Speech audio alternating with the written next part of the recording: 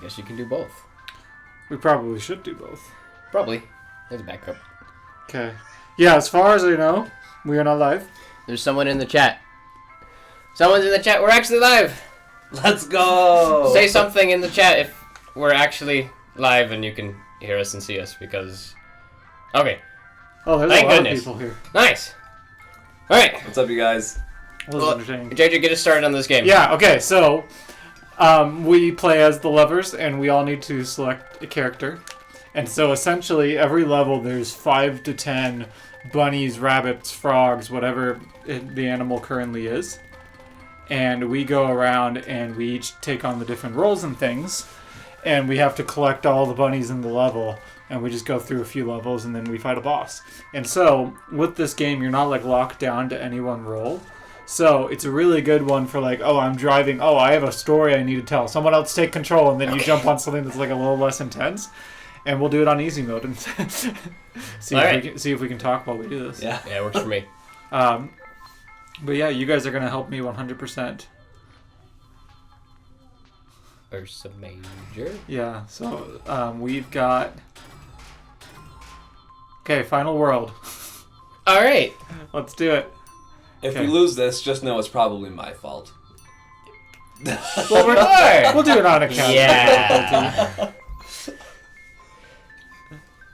So, do you have any special experiences while on your mission? Any special lessons you had that might have been absolutely nuts? Oh, man. I think that is... I don't know if there is a lesson or a story that is absolutely nuts or, like, the most special lesson. One of the cool things about thinking about, like, this, what you guys are doing, and, like, trying to prepare for this a little bit is, yeah, just having the chance to, like, go through, like, my mission pictures and, like, going through my signing journal and running around. Oh, wait, we're in this. Huh? We are, like, doing this thing. Oh, my goodness. So, I'm on a turret right now. Oh, yeah, my you gosh, shoot that thing, it just pushes us away. We should do an earlier level first because I completely forgot how to play. I don't even know what I don't know, I'm kind of doing entertained by right now. throwing us in here. Which one are you? Are you We blue? can do it earlier level, we probably Okay. I do love the chaos, though. Okay, signing journal. Signing journals and all that good stuff, man. It just is, it's just so, I don't know, everything is so, oh, how do you hop in Push here? the top buttons. Top 2. Top 2. There you go. I Oh, yeah. went back Bada one, bada too. boom. Many layers. Let's be this little cat thing right here. Super reminiscent, you know, just thinking about everything. And then my wife and I, for those of you guys that are watching that don't know, my wife and I actually met on our missions, and so we have a lot of overlap in stories and people that we know and some of the areas, and we both served. She actually replaced me in one of my areas, and so we have a lot of, and we just talk about our mission all the time. Like, it's, I think, at least 2 or 3 times a week that's being talked about, you know? Mm-hmm. Just because there's so much overlap. And preparing for this, going through all the pictures and rereading through all the stories, it really is just a good reminder of, like, how good life is as a missionary. I know not everybody has the same mission experience. For me, life was good. It was very much a good life, and I'm just super grateful to even have had the experience to go do that. Yeah. Amen. Amen to that. I don't know what's going on. Maybe we should pause for a second and explain. I don't know. Wait, so everyone has a job to do? Yes. Well, kind of. Yeah, so, let's explain it a little more. So, yellow... I'll keep us alive while you're explaining. Yeah, yellow at the bottom is, steering. And so okay. I rotate the ship, and then you also press the button. There's only one button that does anything, but it pushes your ship along. Obviously, the pink things on the side, those are guns. Okay, yep. So you're firing the turret right now. Yep. The little segment in the middle is shields.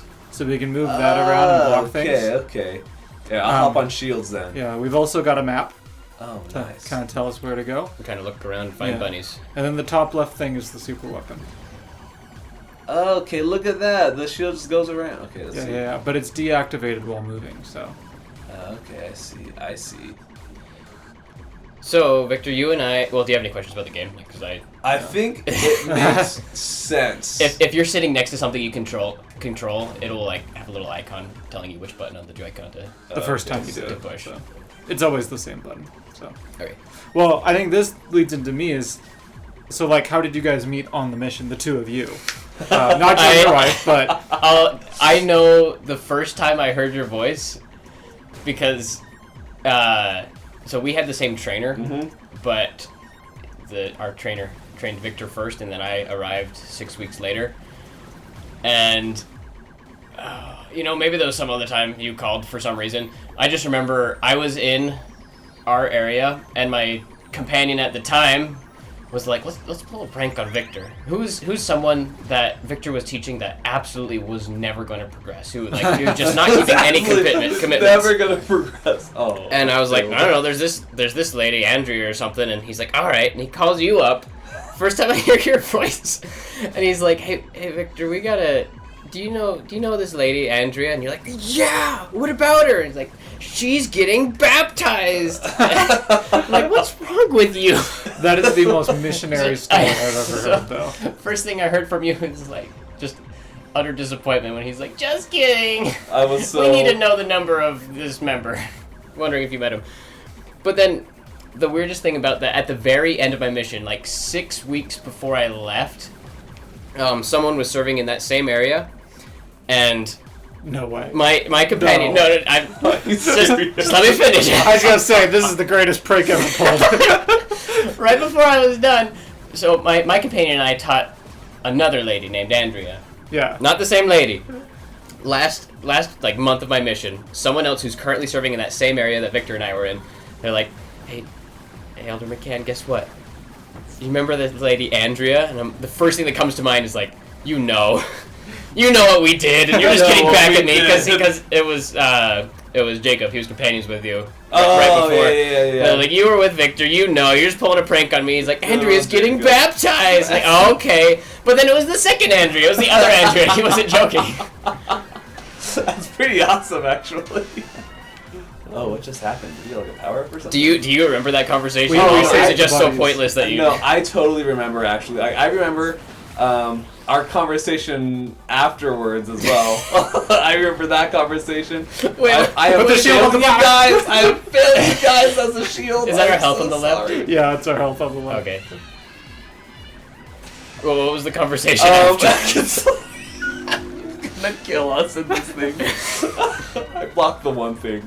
Well, yeah, so I remember how difficult being a trainee was at that time. I think we all remember. Yeah, and so I just gave Mitchell like some advice, and we were just talking about like what life was like as a trainee and as a missionary, and With a very fun trainer, it sounds with like. one trainer. He was awesome. Yeah.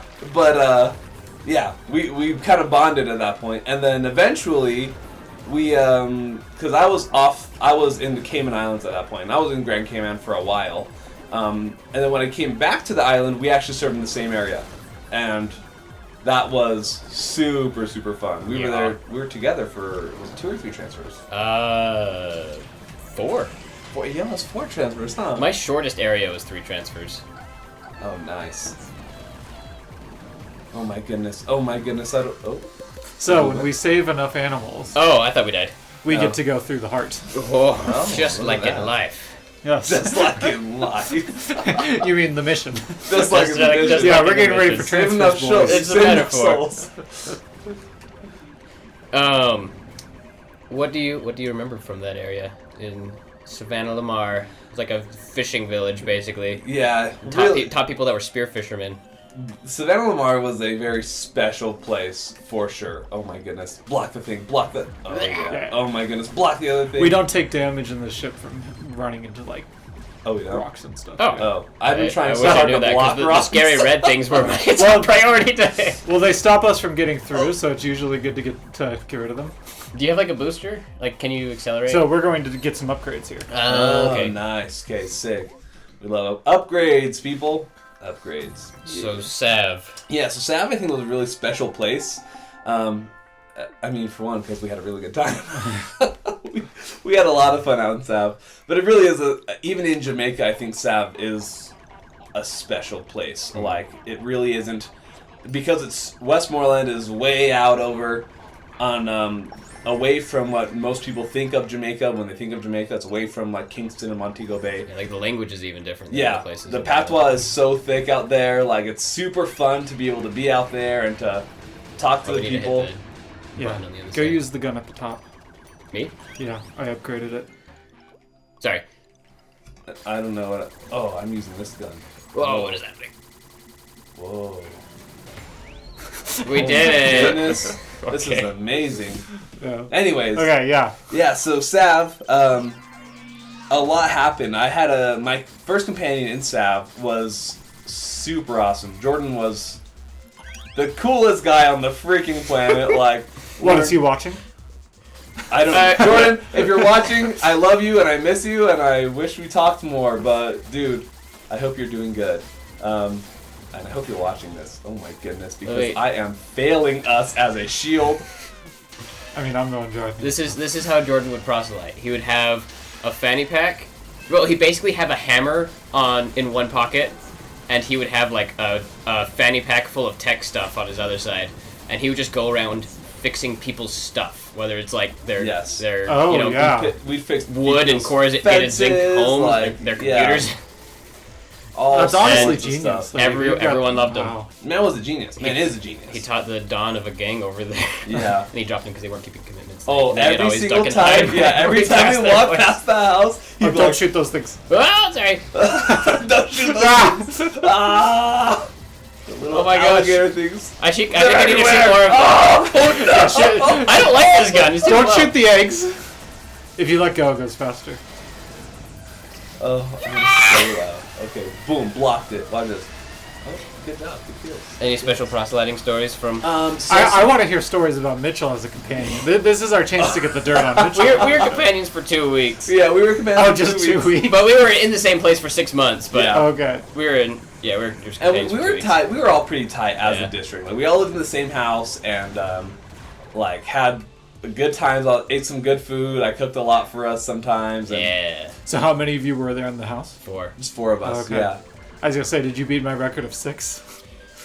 I That never was a did. fun There time. was one house that had 8 in it, but There was a house. I never lived. That house changed to 6, and that's. Yep. I lived in it when it was 6, but when that house was 8, I only heard horror stories. So yeah, Savannah Lamar Mitchell was an amazing missionary. I got to see him as a trainer. I got to see him there as just a regular missionary. With Michael, that was super fun. That was a good time.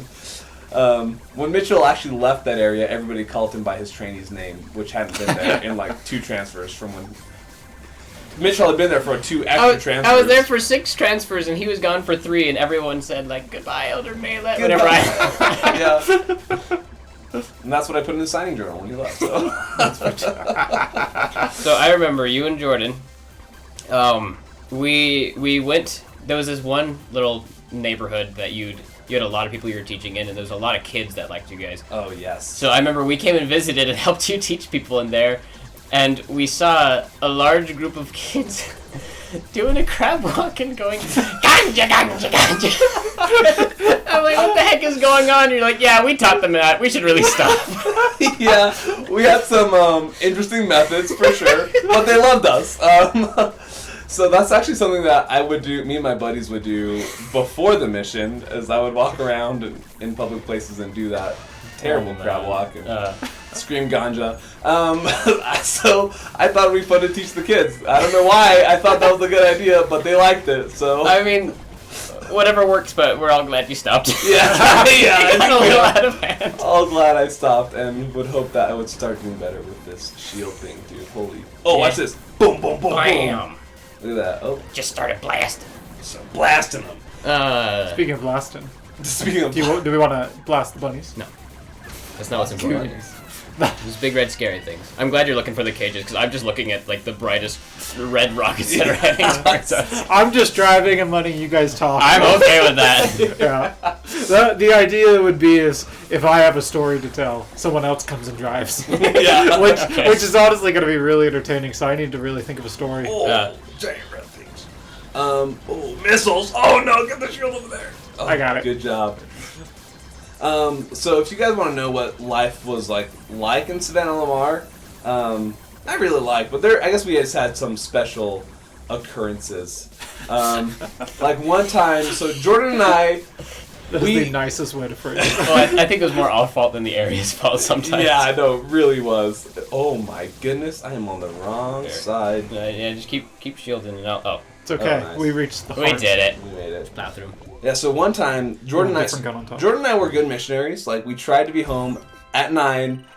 Most of the time, it was home at least by 9:30. You know. Not good when you start a story with, keep in mind, we're good missionaries. we did good things. Only the good missionaries. Not as bad as we're gonna sound right here. Yeah, only a good missionary would start a story like that. Only a good missionary. Oh wait. All right, tell us about how good of missionaries you were. So one day we were coming home and it was already late. Okay, it was like 9 o'clock or something. We were on our way home, and the taxis in Savannah Lamar to get back to our place, we would walk there in the morning, or we would take a taxi down, and at some point the taxis all stop. All the taxis would just stop running. And so then you have to walk all the way over there, or the locals would have to go get special taxis that has like reserve and stuff, and they have to pay a little bit more. So it's late, we're walking home after a really awesome lesson, and there's this homeless guy that we had seen a lot, and a lot of people who have been there have seen him a lot. He's got like, his legs are super wrapped up because he had really bad edema, and like he's kind of crazy, will like yell at us sometimes during the day, but he needed to get to the hospital, okay? And he's a really, really big guy too. And so Callister and I are running around trying to get taxis. We're like, hey, like, will you take this guy? Will you take this guy? All the taxi men that stopped, they'd be like, yeah, we'll take him. And then they saw him, and so many of them just left. Oh. They were just like, no. We're like, are you serious? Oops. And so finally, Jordan and I are just like, we'll carry you. Mind you, I am like 130 pounds at the time, okay? I'm only 5'9", so I'm not very tall. Oh, and Jordan's a lot taller than I am. But we're, these malnourished missionaries in a third world country who had been living on ice basically for a month for dinner. And we're trying to We were poor at budgeting in this area. Yeah, we were really... Man, that's another story. Budget. It's exciting. Yeah, so we were trying to carry this guy as far as we could, and it was smelly and stinky, and you know what? That was like one of my favorite memories. It was like, yeah, we were super late going home, but like we were doing a good thing, and like felt like Jesus at that. Because we did a lot of service out there, and you feel really close to the Savior on your mission, and I think there's very few opportunities that you actually get to like really feel like his representative. And that was one of the few opportunities you're like, look, this guy bothers us all the time, and right now we just love this guy, we're just gonna take care of him. And so it wasn't like a lesson, like I had a lot of really awesome, amazing lessons out there with some amazing people, but I think that experience has always stuck with me as one of my own personal lessons. Is like, to me, like that's what it means to be like the Saviors. Yeah, you know what? You don't want to do it. You don't want to help this guy out. You got to go home, but you know what? Help him out. Just help him out and just love him, And sure, the next day he was out screaming at us again, all sorts of obscenities, but it's fine, Well, that means he was out of the hospital. He was all in the hospital, He's all better. He got his treatment. Hopefully, Jamaican hospitals are they're exciting, to say the least. Oh my gosh. Yeah, but I think of all of the opportunities and memories I have of that place, that one like always stands out to me the most. It's like the most prominent. Yeah, I like that. It's like it's easy to lose sight of that when you're on your mission, because there's like key indicators. Like there are statistics that you want to keep up to show how hard you're working, but you want to make sure that you don't miss opportunities like that to actually like represent and save your. Well, it's like, how many times have you heard a missionary trying to bash another church? Just, it's the end of the day, you're on transfers or something, or it's your companion, and they're just talking about, oh, we hate this church so much, they don't listen to us for this reason. And it's like, that's not what it's about. Like, it's about making the connections, and you know what? If you make a difference in their life, that's all that matters, as long as it's a positive one. Yeah, that's true. As long as it is positive. Yeah, and I'm sure I made negative influences. I'm sure we all did. I'm sure. I would not be surprised. Oh yeah. I mean, in Sav there was, so we started helped out with like a Friday night activity. They didn't really have young men's, young women's. They just got the whole ward together on Fridays, and it died out in literally every area in Jamaica, and every missionary tried to get it back up in every area, and sometimes it worked and sometimes it didn't. But These are big I just remember bombs. one week Victor's companion was like, "Wow, we got like 40 people to go to the church today, and it's all by the power of pirated movies." It Great. really was. There were some, you guys, the things that we did. We took the branch computer home and worked on it. And it was an exciting time. You know, we had to do what we had to do, but you know what? It worked. Oh man. It worked somehow. So let me ask you this: if someone is making fun of the white guy walking down the street in Jamaica, what do you say to defend yourself? There are a number of things you can tell that person. You know, if you are in Jamaica, you know you can tell that person to take a bath or to brush their teeth. You say "Guango bien." Guango bien. Hygiene is really important because Yes. it shows that you have enough You got wealth status, to take care of status. In the basically. Philippines, it was your weight. Oh really? The more weight you had, the better off you were, because it meant you got to eat. Which is sad, but... Well, no, I mean, I don't remember if we talked about our friend that went to Madagascar. So it's the same in Madagascar. We had a friend that served there, where, like, if you're complimenting someone, you say, "Wow, you look really fat." Could you say, like, you look like you have enough You to look like eat. you have enough to eat. Yeah. And so he got home from his mission, and his sister was she got married while he was gone, and she was showing him wedding pictures, and he was like, "Wow, you look so much fatter now." So much Just had a habit. So when I came home from my mission, I went to a family reunion, and like I looked like I did now, and everybody there kept coming up to me and like they're like, "Oh, you took on so much weight on your mission," and I'm like, "I'm not in the Philippines. Should this be offensive?" And I'm like questioning all these things. Do And they then, know? and then my mom pulls me aside and she's just like, "Where did you get those pants?" She's like, "They are so big on you." So I didn't gain weight. I was wearing like a really baggy pair of pants, and everyone was like, "What?" Because I was a toothpick.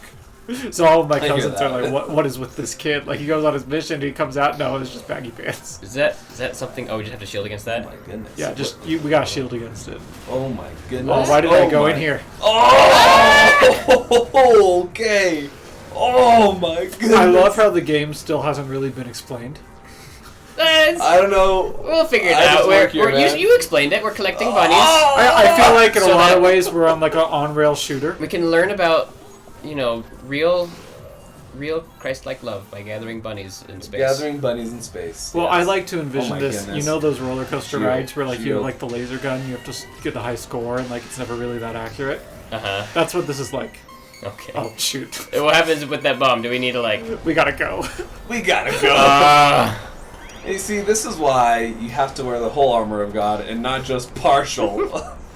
Because then you're subject to bombs and asteroids and other weird green Ferris wheel spike things. You know, I'd Just say like we're on the off mission. topic, but this is a very missionary life. This is very missionary. Or at least for You know, elders. sometimes We you can't just speak for the frantically system. go down the street. Just as spooky as gathering bunnies in space and fighting robot insects. Yeah, there were There- sometimes, yeah. There was one was time definitely where- sketchy moments. Victor and I were walking down the street a little too late at night in the scary part of town, and this guy comes up to us and starts making fun of the missionaries. Victor's companion at the time was almost done with his mission, and the best word to describe him was senile. He's like, "I don't care what happens anymore. I'm just gonna not let anyone waste my time." So as soon as this guy started making fun of us, he just goes, "Go be it, get out of here!" This guy, this like tough, tough-looking guy. He's like swaggers on up to us. He wants to act tough and be the cool guy that makes fun of the missionaries. Hey, And mercenary. as the mercenaries did. Oh crap, get the shield. As soon as this guy Oh, says, "Go be it," this guy stops in his tracks and he starts like, not like tearing up, but you know when like someone's like about to cry. He's like, "Don't you It's like, don't ever say that again! Don't say that! This missionary was ruthless with saying stuff like that. Oh. Last transfer of his mission, he said he told it to people left, right, and center because he just didn't want to waste any time. He's like, if someone's gonna make fun of me, I'm just gonna Man. tell them to be quiet and take a bath, and they just stop in their tracks and it don't waste any time. That's not exactly my preferred method of dealing with people, but No. that's what It he worked. did. And his It worked. companion was very fresh on the mission, his last transfer. So he was just like nervous, like keeping silent anytime he did something like that. He's like, "What are you doing?" But there was one day where he tried saying it too. Like some guy in a motorcycle started making fun of the mercenaries, them, and he's like, he squeaked out his best, "Bongo beard." And this guy on the motorcycle, he stops his bike, he pulls out a machete, and he says, "I will find you in a dark alley and kill you." And then he drives away. That guy never said it again. That was the first time and the only time he said "Guango beard." Definitely, there's like this aspect of delivery. I don't know. In Jamaica, it was like you had to be a veteran. You had to be. What is this laser? It's a motion sensor. Nice. Yeah. There's a handful of times in, I guess one time, one of my favorites, is when you had your trainee, and we were I think it was on a Sunday, we're heading out to go get some meals with some members, and meals plural? Meals, yeah. Yes. Whoa. This was, Not server mission. It's meals plural. Well, you guys, I think we only had you guys coming to the one at the time. Okay. And then we had 2 or 3 that we were going to. Oh my gosh. I'm trying to remember. Yeah, I think it was just the one, our Sunday, but it was our regular Sunday meal. Uh-huh. And so we were walking down there, not too far from the church, and this Rasta guy comes up on his bike. You remember this? I think I told this story actually, but go right ahead. Well, the Rasta guy comes up on his bike, and he's like, starts to talk to us and starts to harass us a little bit. And Jordan just leaves. He doesn't. Describe how he left. He like he turns and looks at the guy and says, "Nope," and like speed walks. And I'm his companion. I'm like, I have to be with my companion. So I'm leaving Mitchell and his trainee there to deal with this crazy Rasta guy. I was like, I felt so bad. I was like, oh my gosh, these poor guys. Well, I mean, we kept talking to him. He ended up being a nice guy. And he's like, I just want to learn how to read. I was like, okay. But then we pointed him back to you guys. You see that guy that ran away? He's in charge. And he walked up to you.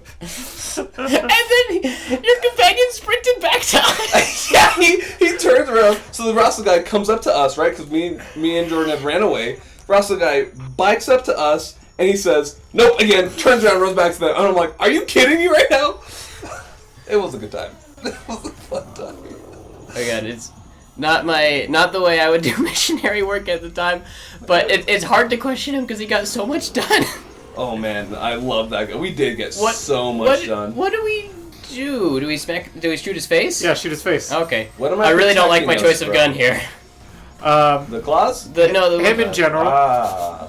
The wibbly wobbly. The wibbly. Oh, these. It might be good to get on the front. Oh, is there a normal? Oh, I didn't even see that one there. No, there's no more normal ones. I made them all crazy. No. Why are they all this guy? Because that's the power ups we have. Oh my goodness! Oh my good.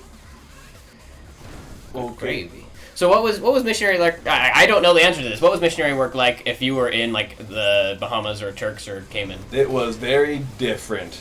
Very, very different from the rest of from Jamaica, right?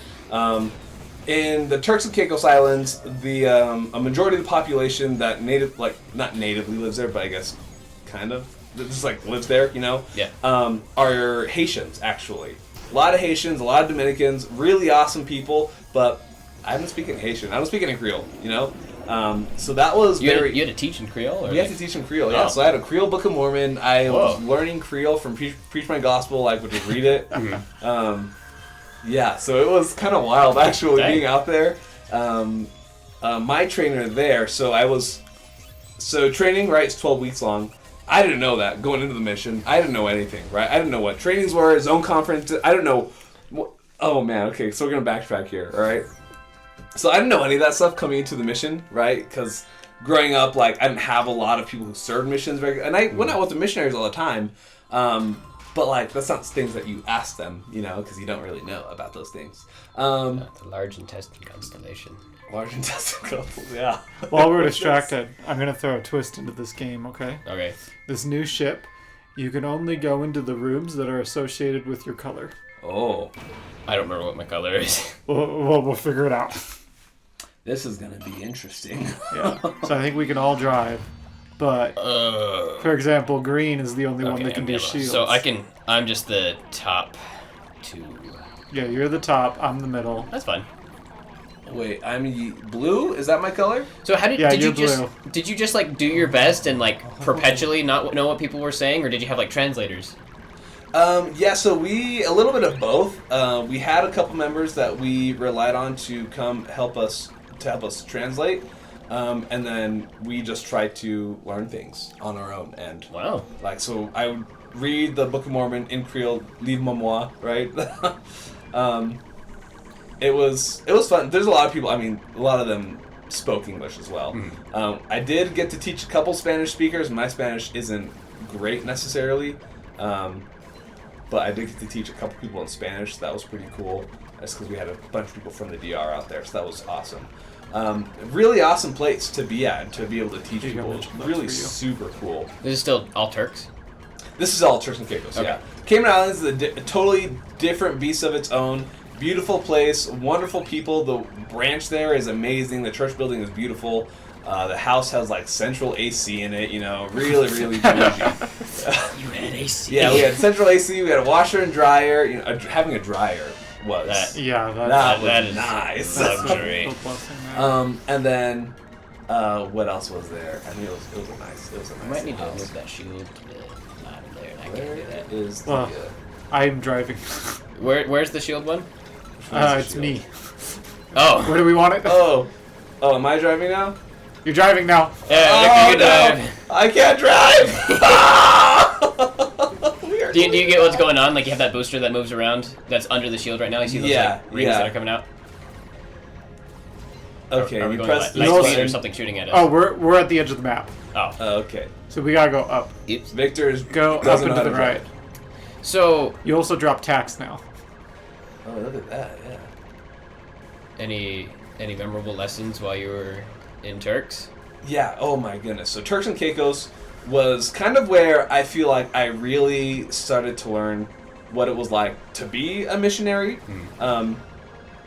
I mean, Portmore was really not awful. It was really awesome. Portmore was awesome. It was exciting. It was a good time. But I just didn't know. It's really brand new, lots of culture shock, and Go just down. life as a missionary is different for sure. And so, being in Turks, something that we started to do was To the right. act out. I'm trying to follow the Here, directions. let me drive. Yes, you drive.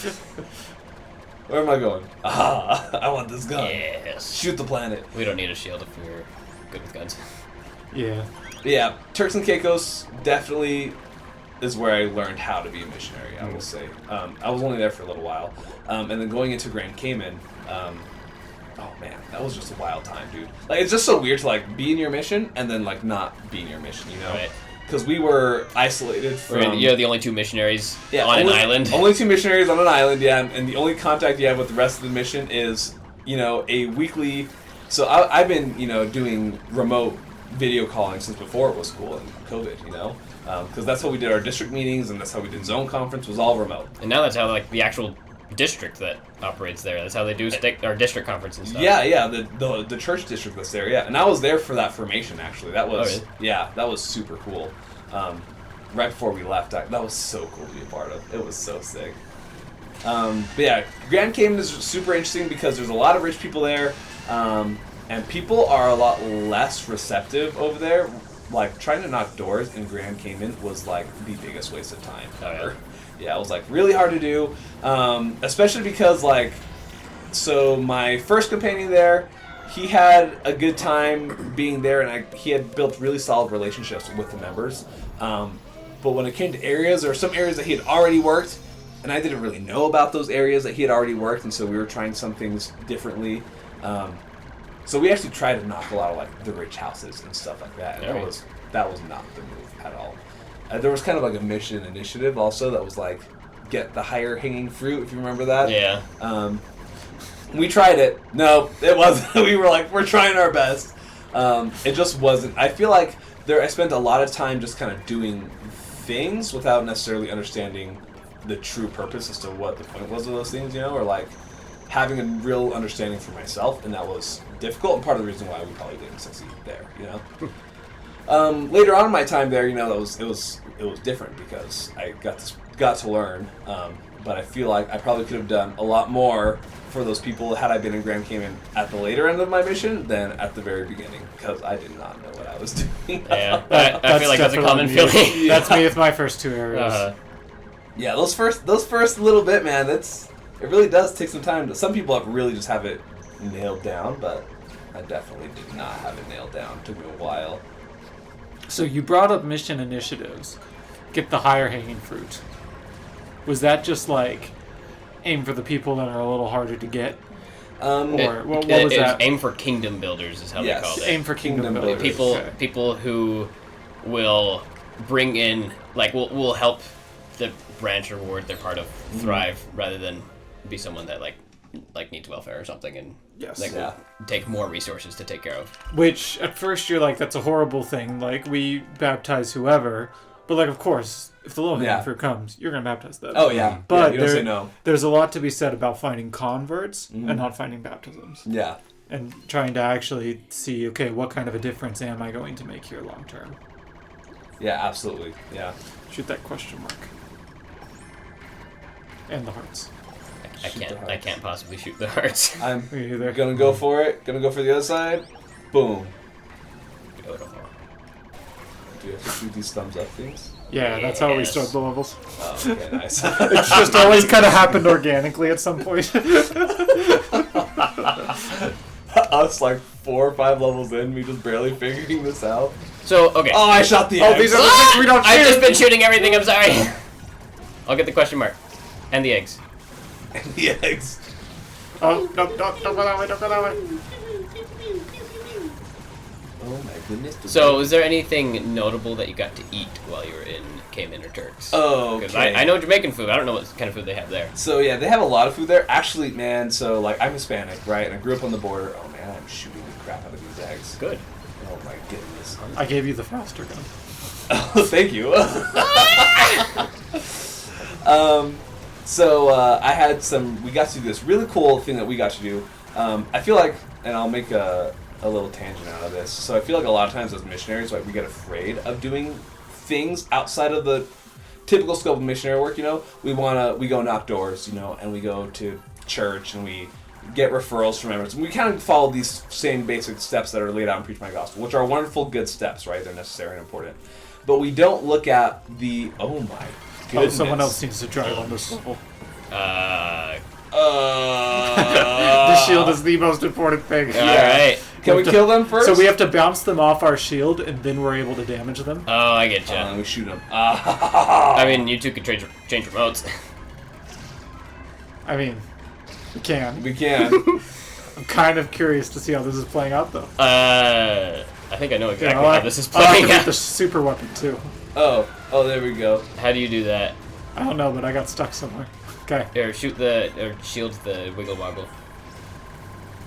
I'm totally messing right now, but I'm just gonna keep. That is holding its down the shoot canonical button. name now, the Wiggle Woggle. It is. Wiggle. I looked in crap. the official game manual that came with it. They came with the digital purchase. They came with the digital purchase. They mailed me a piece of paper when I bought it. Oh, so food. All it says is talk about the wiggle woggle. Talk about the wiggle woggle. Just so you guys know, this is a Wiggle Woggle. This is what it's called. You'll figure the rest out. Yeah. Again, this is Okay. incredibly mission accurate. Wiggle woggle. This conversation. Yeah. So Food, yeah. Food in Grand Cayman is super cool because we got a lot of people from everywhere. Like, I grew up, I'm Hispanic, I grew up traveling a lot. Like, so I got to eat all sorts of things, okay? And some of you might know what some of these things are, but some of you might like, I love seafood, so I got ceviche while I was there. Ceviche is amazing. Absolutely love ceviche. It was so good too, dude. Oh my goodness. what is it? So ceviche is like, do you know what pico de gallo is? Yes. It's kind of like that, but with like fish. So you get all these fish, and you cook the fish is cooked in the acid of like lemon juice and like vinegar and stuff like that. It's super good. Okay. Yeah, super good stuff. So yeah, I got some of that out there, and that was, oh my goodness, why am I keep getting? We need you to shoot those hearts. Go shoot the. How do Actually, we're full on health. We just need to start the level now. Oh, okay. okay. Wait, I'll go to the other side. Go shoot the other. I will defend us with tax. Defend us with tax. It's pretty tacky, I know. But yeah, so I got ceviche out there. I got to eat pupusas that a member made for us. Pupusas are like Salvadorian, like quesadillas, I guess you could say. or like, not like gordita. So like they're this like you take this masa. Like fried bread with stuff inside it, right? Basically, yeah. Like imagine a quesadilla, but it's like totally enclosed, right? And that's like a pupusa basically. Okay. So good, super good stuff. So I got some of that out there, and that was really cool. We had a lot of American food. Had some lobster. I had a crocodile while I was out there. What the heck? Did you just call that American food? Well, that's different. What is it, America? What is it, America? Yeah, close enough, right? There's this really fancy restaurant. The owners are from Australia, and they would import kangaroo. Whoa. Was it good? It was pretty good, actually. I had a kangaroo burger one time. That was pretty good. I ate turtle a couple of times out in Grand Cayman. So, now, turtle is illegal to kill and eat in the U.S. The Cayman Islands are not in the United States, and they are, part of... They're the do what I want country. Yeah, they're do what I want country. British Virgin Islands, I think, or... They've got the Queen on the money, Okay, and, then the Commonwealth. Yeah, Commonwealth, yeah. Don't shoot the orange thingies. Don't shoot the orange thingies. Okay. I can't help it. It's so beautiful. Shoot the orange things. Oh my gosh! I'm sorry. I'm just shooting things. I need to stop. I'll figure it out. Don't run into the orange things either. Shoot it. Who's on shields? Oh, wait. Oh, wait. Can I even be on shields? No, I don't think it's an option for me. Only I can be on Oh my shields. gosh. What else did I... Oh, yeah. Turtles legal in the U.S. Not illegal over there because they actually farm it. There is a turtle farm out in Grand Cayman, yeah. And so they farm the turtles. So it's not actually... And that's actually a big argument for them out there, is if the rest of the world were to adopt turtle farming, we actually wouldn't have a scarcity problem with the turtles, because we wouldn't be hunting them in the ocean natively. We would just be growing them ourselves and killing what we've grown instead of going out to the ocean to, kill these poor baby turtles and collect their shells for money and all that stuff. They do all that. They just farm it, and so it doesn't actually have any significant environmental impact because they're not pulling oceans out of the ocean. They're just, they're in the ocean still, but like they have it all blocked off and stuff in their ocean, yeah. So that's super cool. So turtle's pretty good. Had turtle a couple times. Turtle stew is delicious. Turtle stew. Okay, I was gonna ask how it's prepared. Yeah, so they stew it. They put it in soups. They do all sorts of stuff. They grind it down. Mash them, put them in a stew. Mash them, put it in a stew. Yeah. I'm gonna come over to this other gun over here. Shoot this guy. What makes this guy show his brain? He sucks us in when he shows his brain. Oh no! Run to the other side. Run to the other side. Shoot him. Last track around. It's bouncing off. It's doing something. There you go. Hey! We got him. What else did I... Oh, I had iguana out there also. Iguana's pretty good. How was that? Iguana's yummy. Yeah, iguana's pretty tasty. So turtle is like... Imagine a really thick... Not thick. That's not the right word. That makes it sound gross. Tough? It's like a tough fish, yeah. But like with like a little bit of chicken, like less fishy fish. Have you had frog? Yeah, I've had spring chicken. Is it like that? It's less froggy. Okay. Frog. It's like good to know. Yeah, it's like a meatier fish. It's very meaty, and less like That sounds pretty good actually. Yeah, it's pretty good actually. It is yummy. And then iguana, if you put it on a spectrum, if you put it on the spectrum of like what's like a really like tuna. From like tuna to chicken, right? In the flavor spectrum. I know, this is really somewhere weird. in the middle, I guess. So yeah, iguana is closer to chicken, and turtle is closer to tuna, but they're pretty close to each other. Are you guys writing this down? You guys No one said anything. I need a visual for this. Yeah, we gotta graph it out. Somebody make a report for us. Yeah, iguana's pretty good. We actually had I met this guy out in the Cayman Islands. It's on my phone. It's falling out of my pocket. Put that down there. He paid a Jamaican guy that he met out in the Cayman Islands to catch an iguana. Gave him $100. Said, "Hey, go catch me an iguana." He said, "Okay." Came back a couple hours later, caught an iguana. He calls us up. He's like, "Hey, I got an iguana for you guys. Let's eat it tonight." We're like, "All right." And missionary work was difficult, so we were probably like knocking doors or something, and we're like, you know what, whatever. Let's go eat some free iguana. Yeah. Oh, I was gonna say, don't start the level yet. We're good. We can make it. I need to apply We- the upgrades. We handled that last level just fine. Oh, yeah. Where are the upgrades? It's in the blue room. Oh no, there's one. Shoot that thing. What happens if you upgrade the shield? Does it get wider? Does it move faster? Yeah. Oh, shoot. What's different? I think that, It's just got 3 spiky spikes. yeah, so it used to just be full spike, now it's that. I think, Do those things hurt people? I think it bounces projectiles off, potentially. Oh, like reflects them? Oh, nope. So do we do your upgrades So you see how my turret has like 3 little guns in it, and see it's how I- shooting really fast. You see how I shoot off 2 spikes? So your left one is Oh, upgraded and your right yeah. one's not. Yeah. The shield's double upgraded, and then our special attack is upgraded to just like a full Oh, laser. those spikes are you. I thought they were just like No, I'm the being spikes, left yeah. behind. shooting Okay. the spikes? Ah! Yeah, I shoot the spikes.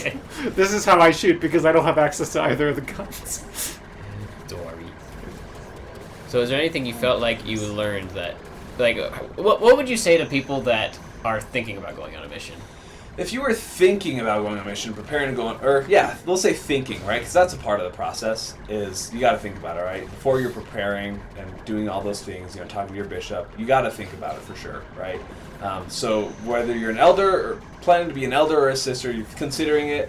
I'd say one of the things to know about going on the mission is that the experience that you gain out in your mission is not comparable ultimately to anything else. Oh my goodness, what is? Oh What do you mean by that? I think that for me, the lessons that you learn as a missionary are lessons that are going to propel you throughout your entire life, right? And I think you guys probably definitely relate to that, Yes. right? And so if you're thinking and debating about going on the missions, one of the things you got to consider is A, it's not easy, right? B, and the other side of that is that it's not supposed to be easy. I feel like, we can get really caught up in, oh yeah, like, it is a great time, it's a wonderful experience, one of the greatest times of my life, being a dad is probably definitely trumped that, but I think being willing to approach the situation and the difficulty with the outlook of, I'm going to serve the Lord, and I'm going to do this thing so I can become the best version of myself is going to really help you out in the long run, And there's all sorts of really cool stories that get to come on. And you get to go to cool places like Jamaica, dude. Yeah. Like, it is a cool place. Hey, don't promise that. They may not get to go. They I may was not, gonna say, yeah. even if you go to, Or if you go to Reno. I mean, they're both going to be great, It's going to be an awesome experience. you'll have stories to tell. One of our guests went to Lansing, Michigan. He had some. Nice. It sounded a lot like Jamaica. You never know. Well, like, that's the thing, too, man, is even here in the U.S. alone, like, I feel like we always forget, like, how different places are. Oh yeah. Like, I mean, I grew up on the border, right? And that is immensely different from, like, Utah Valley, Yes. Oh, I didn't realize you upgraded the homing missiles, or We got, like, so you can, missiles. if you have your bottom left. Do you see this missile following us? Yeah, I'm controlling that, and I'm if you click floating around, the yeah. fire button Yeah, you guys again, are both using it shoots. Oh, what the? I was just flying them around. That makes it easier to not hit the orange things. I've been enjoying you I hit guys this orange thing, though. figuring out. Are you just making upgrades without doing? Yeah, I've been upgrading things randomly this whole time. It's really entertaining for you guys to occasionally be I had like, no idea. this gun is not working, shoot and the then just ship? move to the Because other one. mine's hidden by the Can't shoot the mine's ship. hidden by the shield, so I can't even see what it looks like. What happens? Chain reaction. Ah! Can you think of a way where how your mission helped you with something later in your life? Oh, absolutely. It's and for me, it's definitely like taken some time to really like. I feel like I got to know who I was on the mission. Let me see what the chat said. Oh yeah, looks like we got some big questions out there. Let's finish yours, then we can take a look. yeah. See if people have questions for us. That's not a question. That's spam. No. Neat. Nice. Unless we want the promotion. Guys, we're at a tricky spot. I need We're in a someone else tough to spot drive. right now. Hold up, I gotta check out the map. Here, I can drive if Yeah. you can do shield. What was the question again? What is a way that your mission helped you for your life after your mission? My life after my mission. Yeah. So I feel like for me coming home was. Have we not found a single one? Oh my goodness. We just went on the wrong We're on the wrong 2/3 path. of the map. We decided not to go on a mission. We're on the wrong path. Okay. Yeah, somebody else can drive for a second. Okay. So yeah, I think it's taken a while to like get back to a point where I feel like on the mission, by the end of my mission, I was myself in the most pure sense. Like, I was me, and I was able to be myself, and I was who I am, and it took my entire mission to discover that. Then coming home, I feel like I actually lost that because, and you guys probably hear this all the time, right? When we're on a mission, they tell you when you go home, make sure you keep up with your daily scripture study. Make sure you are doing all those same little things. Oh, where's my hand at? I forgot how to shoot. Make sure you're doing all those same little things to keep your testimony in check and to make sure that you're, you're able to maintain your same level and continue to progress. And I feel like I definitely lost some of that, and it's taken me a really long time to get back to a point where I can be super comfortable with myself again, and it's honestly taken getting married and being a dad to get back to that point because I lost myself. And I wouldn't recommend that anybody else do that. I think when you go on your mission, you got to be ready to acknowledge the fact that it's a lifetime, and it is, if you can keep those practices up, you're going to be eternally grateful. And if you mess up on those, it is kind of difficult to get back to a point where you are at 100%. But now where I am at this point where I feel like I am kind of coming back around to myself and coming back around to like my studies and just feeling like I am okay to be myself. I think one of the big lessons for me is honestly just being able to be willing to like listen to people when you're having a conversation, right? Okay. And being able to actually have a relationship with someone, In the mission, you spend so much time loving people. You just love people, man. It's such a cool opportunity because you get to just genuinely care for these people's eternal well-being.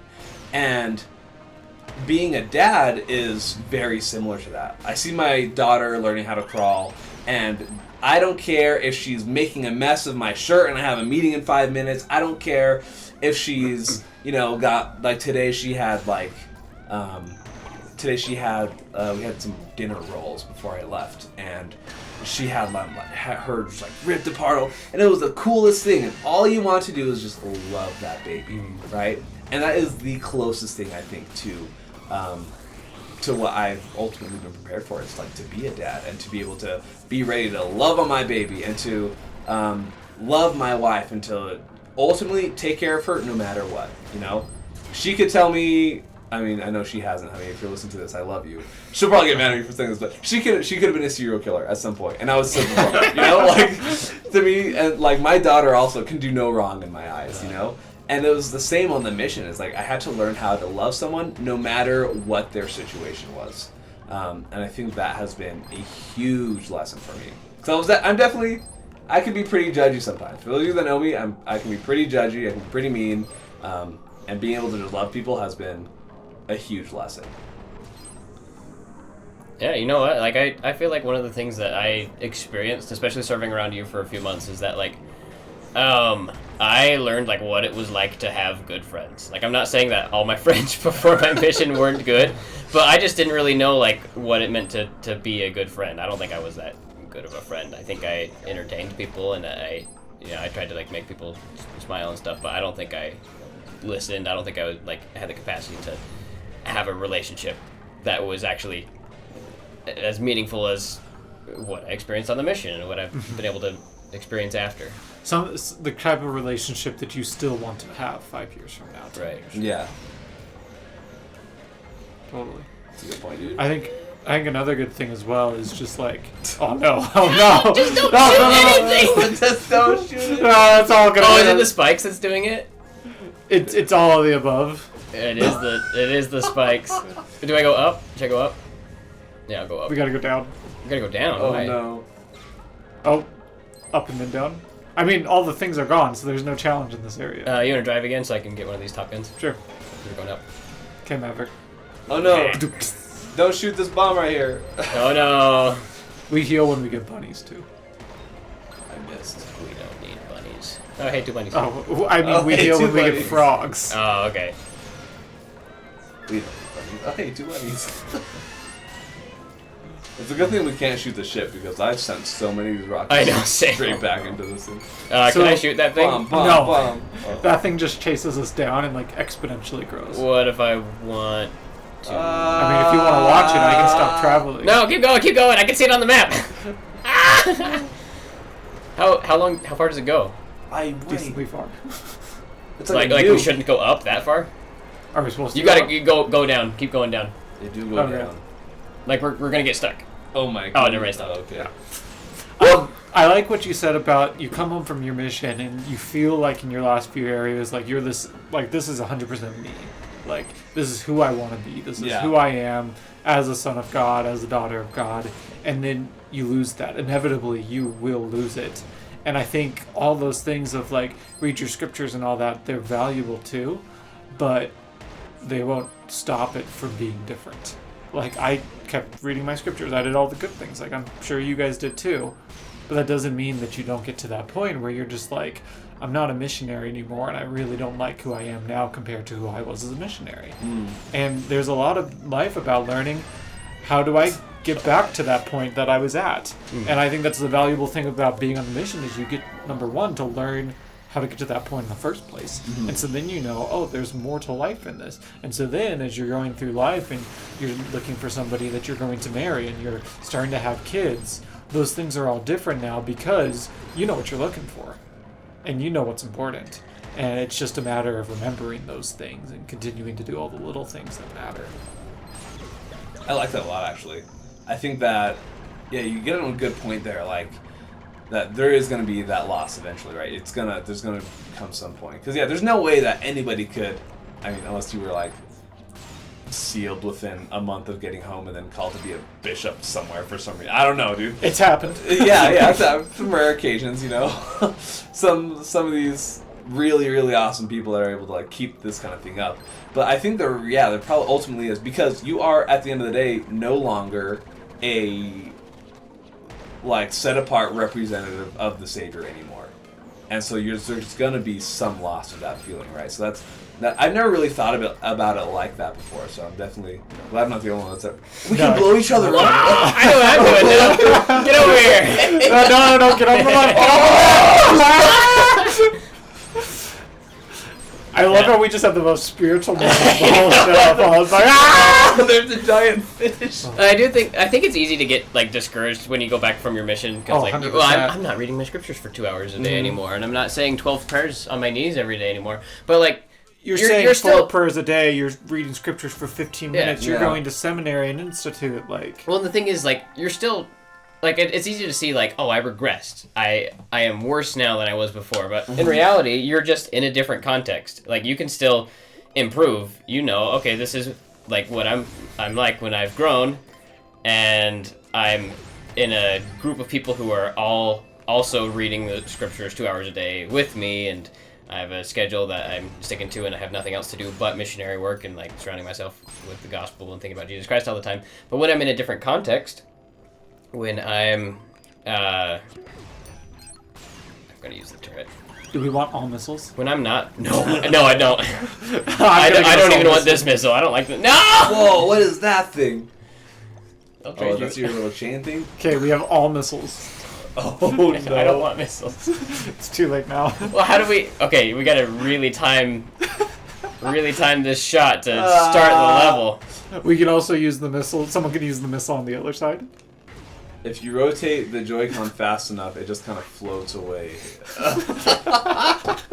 What I'm saying is if you're not, like, if you don't maintain the habit of reading scripture for 2 hours a day at the end of your mission, like, don't get discouraged because you think you're regressing or something. Just know that you're in a different context, and now you're seeing what you're like when you're not in a large group of people that are all reading scriptures consistently, same time of day for 2 hours a day. Yeah. You're seeing what you're like when you don't have that kind of support to maintain those habits. Exactly. The way I like to think about it is like, okay, left one. Like super seniors, like the people who graduate from high school and then they come back every few months and like that What's up, coach? Every missionary that's ever come home from their mission wants to be a super senior as a missionary. Like how many that was totally me. Go back. How many times on your mission were you like, oh, I'm gonna go out and I'm gonna help the elders teach every single day and I'm gonna do that. Like everyone has said that. And you just won't do it because you are in a different stage of life. And that's okay. And I think you still goal and try and do those things. But it's okay. Like, don't be hard on yourself. We might need somebody else to drive. Are we? We're fighting the snake. We're fighting the snake. Oh, we don't have Hold spikes on. anymore. Yeah, I got rid of the spikes so that we could have quadruple missiles. I don't think this is a good idea, especially for this We boss should fight. bring back the spikes. It was a beautiful idea. If we lose the boss fight, it resets our power-ups to the last level. Okay. How do we even? You hit You gotta shoot the the pink orange thingies. parts. Yeah. Yeah. Oh. Oh man, this would help if I didn't keep it. Oh yeah. Oh no. Oh. Oh, he's dropping those things. Yes. Yeah, those are his. That's why JJ's on the shield.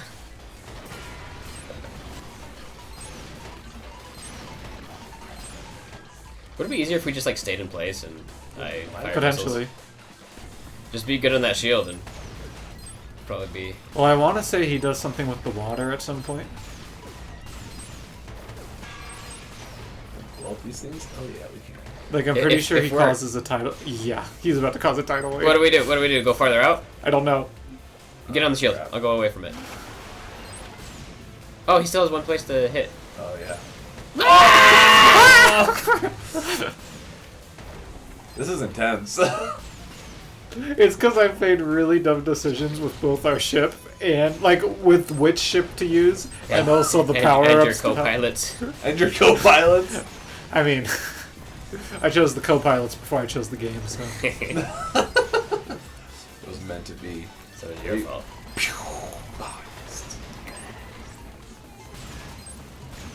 Buddy. You have a special. Oh, we have a special attack! I Cross- forgot! How do we do that? Speaking of What is special, that? We got like a. it's like a, you got a, yeah, I got a freaking saw going on, dude. Oh no! Does that even hurt us? Or it just pushes back. It just pushes us, but it's designed to push us into his mines and stuff, I think. Eh. Special would say, what a goober. What a goober. See this? Is that his name? Is that? He Yeah. has a health bar? They're all named after constellations, all the bosses. Oh wow. Guys, this is not a good spot for Because us. he's the guy that always says, "See this." See this? Mitchell, you were asking a question. Yeah. Any crazy experiences while proselyting or finding, Oh, finding. or just just being out on the street as a missionary. I mean, my very first transfer. I don't know if I should actually tell this story. I was gonna say, there's already been a few stories that I'm just like, ooh, maybe I shouldn't tell my hospital story. yeah. There's a. Oh man, Oh. special experiences. The ones that come into my head are not necessarily special experiences. Like something happened, I get you. But Is it best to be in the water? oh, or so, No, I think we're supposed to shoot him in the can, head. can we shoot out of the water if we're in the water? I think so. Oh, But I think it's like actively pushing us away from I think the we water. need that. Yeah, I think shield. might Okay, be guys, we're tough. one shot away from beating him or dying. from beating him. Oh, okay. I think. Both. Hey! You see this? You see this? See this? Boom. Yeah. We got him. Finding. Not necessarily fighting. It could just be like, existing as a missionary. I think. Well, actually, I do Do you have any have. stories about Weird- existing? Weirdness tends to find you when you're a missionary. It really does. It really, really does. I think actually there's one really cool story of finding is so in Grand Cayman, we had been struggling for a while to get people to listen to us. Really, like I had figured out I had this really cool mentor while we were in Grand Cayman. He went out there for a few months. His wife was really sick, and they told them quite literally to go to warmer weather because they're from up here and. It's pretty cold over here in the wintertime. And so they came out for 3 months, lived out there for 3 months, and he mentored us and taught me so much of what propelled me throughout the rest of my mission. Did we get turrets? Yes. What? Everything starts with an upgrade. Look at that! What? Is it something bad if Should I hop on the shield? cold? Yeah! I Yeah! don't remember. I miss having a shield. What do you mean? We had a shield. But it's not too bad. Like she's still around with us today, right? She's an amazing lady. But so they went out there for 3 months. They did a lot of missionary work. They helped the branch so much. They did so much for the branch. He would teach a weekly Book of Mormon class, and all the time he would call us up, and he bought us lunch and dinner, and would just teach us, because he was a branch president at the MTC for a little while. He's done all sorts of really cool things, like side projects with the youth in his stake presidency, and just helping people understand the Book of Mormon alone and the power that it has. And so he really, frankly, set me up for my mission. I think it was the perfect setup, because I don't think we would have had the success that we had in SAV if not for combining all that stuff that I had learned with the power that was Jordan. That he was a powerhouse. And so I think being able, like, matching us together at that point, that was, man, we freaking killed it at that time. But so in Grand Cayman, we're trying to apply all these really cool principles that we're learning. We're trying to be Book of Mormon missionaries, and we have just been praying and grinding away for weeks, it felt like, and had no success. And so we started to get a little creative, and we were like, you know what? Let's go over to the library and just walk around at the library. So we asked the library if we could. The Jehovah's Witness had been putting their like pamphlets and stuff in a stand, and like so did a bunch of the other churches. So we're like, why don't we do that? So we went around and put our stuff in a stand, and a kid actually in the library saw us, and he came running out after us, like, hey, like, I saw your pamphlet, I read it, I want to learn some more, I want you guys to come to my house. Oh my goodness. We're trapped in here? Yeah, we're trapped. Oh my goodness. But I can actually use this turret now. Oh, I pushed him away with his shield. That's nice. Let's ram him. Yeah, where's he at? Oh, there's more of them. Oh my goodness. So this kid, he's like, come over to my house, gives us his address and his phone number, and a date to go over. So all the things were like, oh my gosh, finally, we got someone that's solid, that we're going to be able to meet with. Like, it's going to be super great. And so we're trying to find this kid, okay? Totally ghosting us, right? Phone number going to voicemail. Like, we knock on the house, and the lady's like, I have no idea who you're talking about. I never met that person in my life. Like, we're like, okay, whatever. And so then we just go and we just start knocking on all these different houses, right? And everyone's like, no. We're like, well, do you want to get taught? Finally, the last little place that we tried, the last door, and it's like, Elder Uchtdorf, right? 4th floor, last door, except for it was only 1 floor, right? So the last door, we knock on this door, and this lady answers really nicely. She, like, listened to us. She's like, look, no, I don't know who that is. But, like, what are you guys doing? Like, why are you guys out here? She was this Jamaican lady. And she was super nice. So we were like, oh, yeah, like, we're missionaries or whatever. And kind of, like, started giving her the rundown. And she was asking questions, and me and my companion, neither of us really realized it. Like, what was going on. You know, she's, like, asking us the questions. And we're both just like, yeah, just like, this is what we're doing. Still like, defeated. We can't find this guy. And then, like, clicks to me, like, oh, she's asking questions. I was like, do you? And, like, didn't really click. I was like, in the back of my mind, I was like, well, I mean, it would be nice if she, like, would listen. So I was like, just like super hesitant, didn't like no faith at all. Okay, I was like, do you want to learn more? She was like, sure. And I was like, seriously? Like, said it like, I was like, are you serious? Like, you want to? I was like, no way. There's no way right now. And so she listened to us. So we talked about the Book of Mormon. She took a Book of Mormon. And we were like, dang, okay, cool. Like, we got something out of it. Didn't think anything of it. We were like, yeah, she's probably not gonna listen to us. We got her number and stuff. She's telling us about her son, and we follow up with her, and her son is really interested in learning more too. Her son's name was Bjorn. Super, super cool guy. To kind of condense things down, that was the only person I taught on that entire island that ended up getting baptized. Dang. I was on the island for 9 months. Because you went to the library. Yeah, all because we went to the library, dude. Yeah, I was on the island for 9 months. Went to almost every single neighborhood in that freaking island. I love that place, dude. Can't wait to go back. Yeah, that was the only person that just randomly, you know, out of nowhere, had no faith in the initial conversation. And the lessons that we had with that family were absolutely amazing. Every time we went over there, it was a whole experience. Like, it was just out of this world. He really loved the Book of Mormon. He was truly genuine. He came to church several times. And we actually didn't baptize him. Oh, I guess I should probably shoot the Well, Do you like JJ's the doing top some- turret that's fastest? Do the top turret. Yeah, the top turret shoots faster. Is that what we're preferring? Let me see. Shoot the top one, yeah. Yeah, I like that. Okay. I will upgrade the turrets. We Rad. have 3 super fast ones.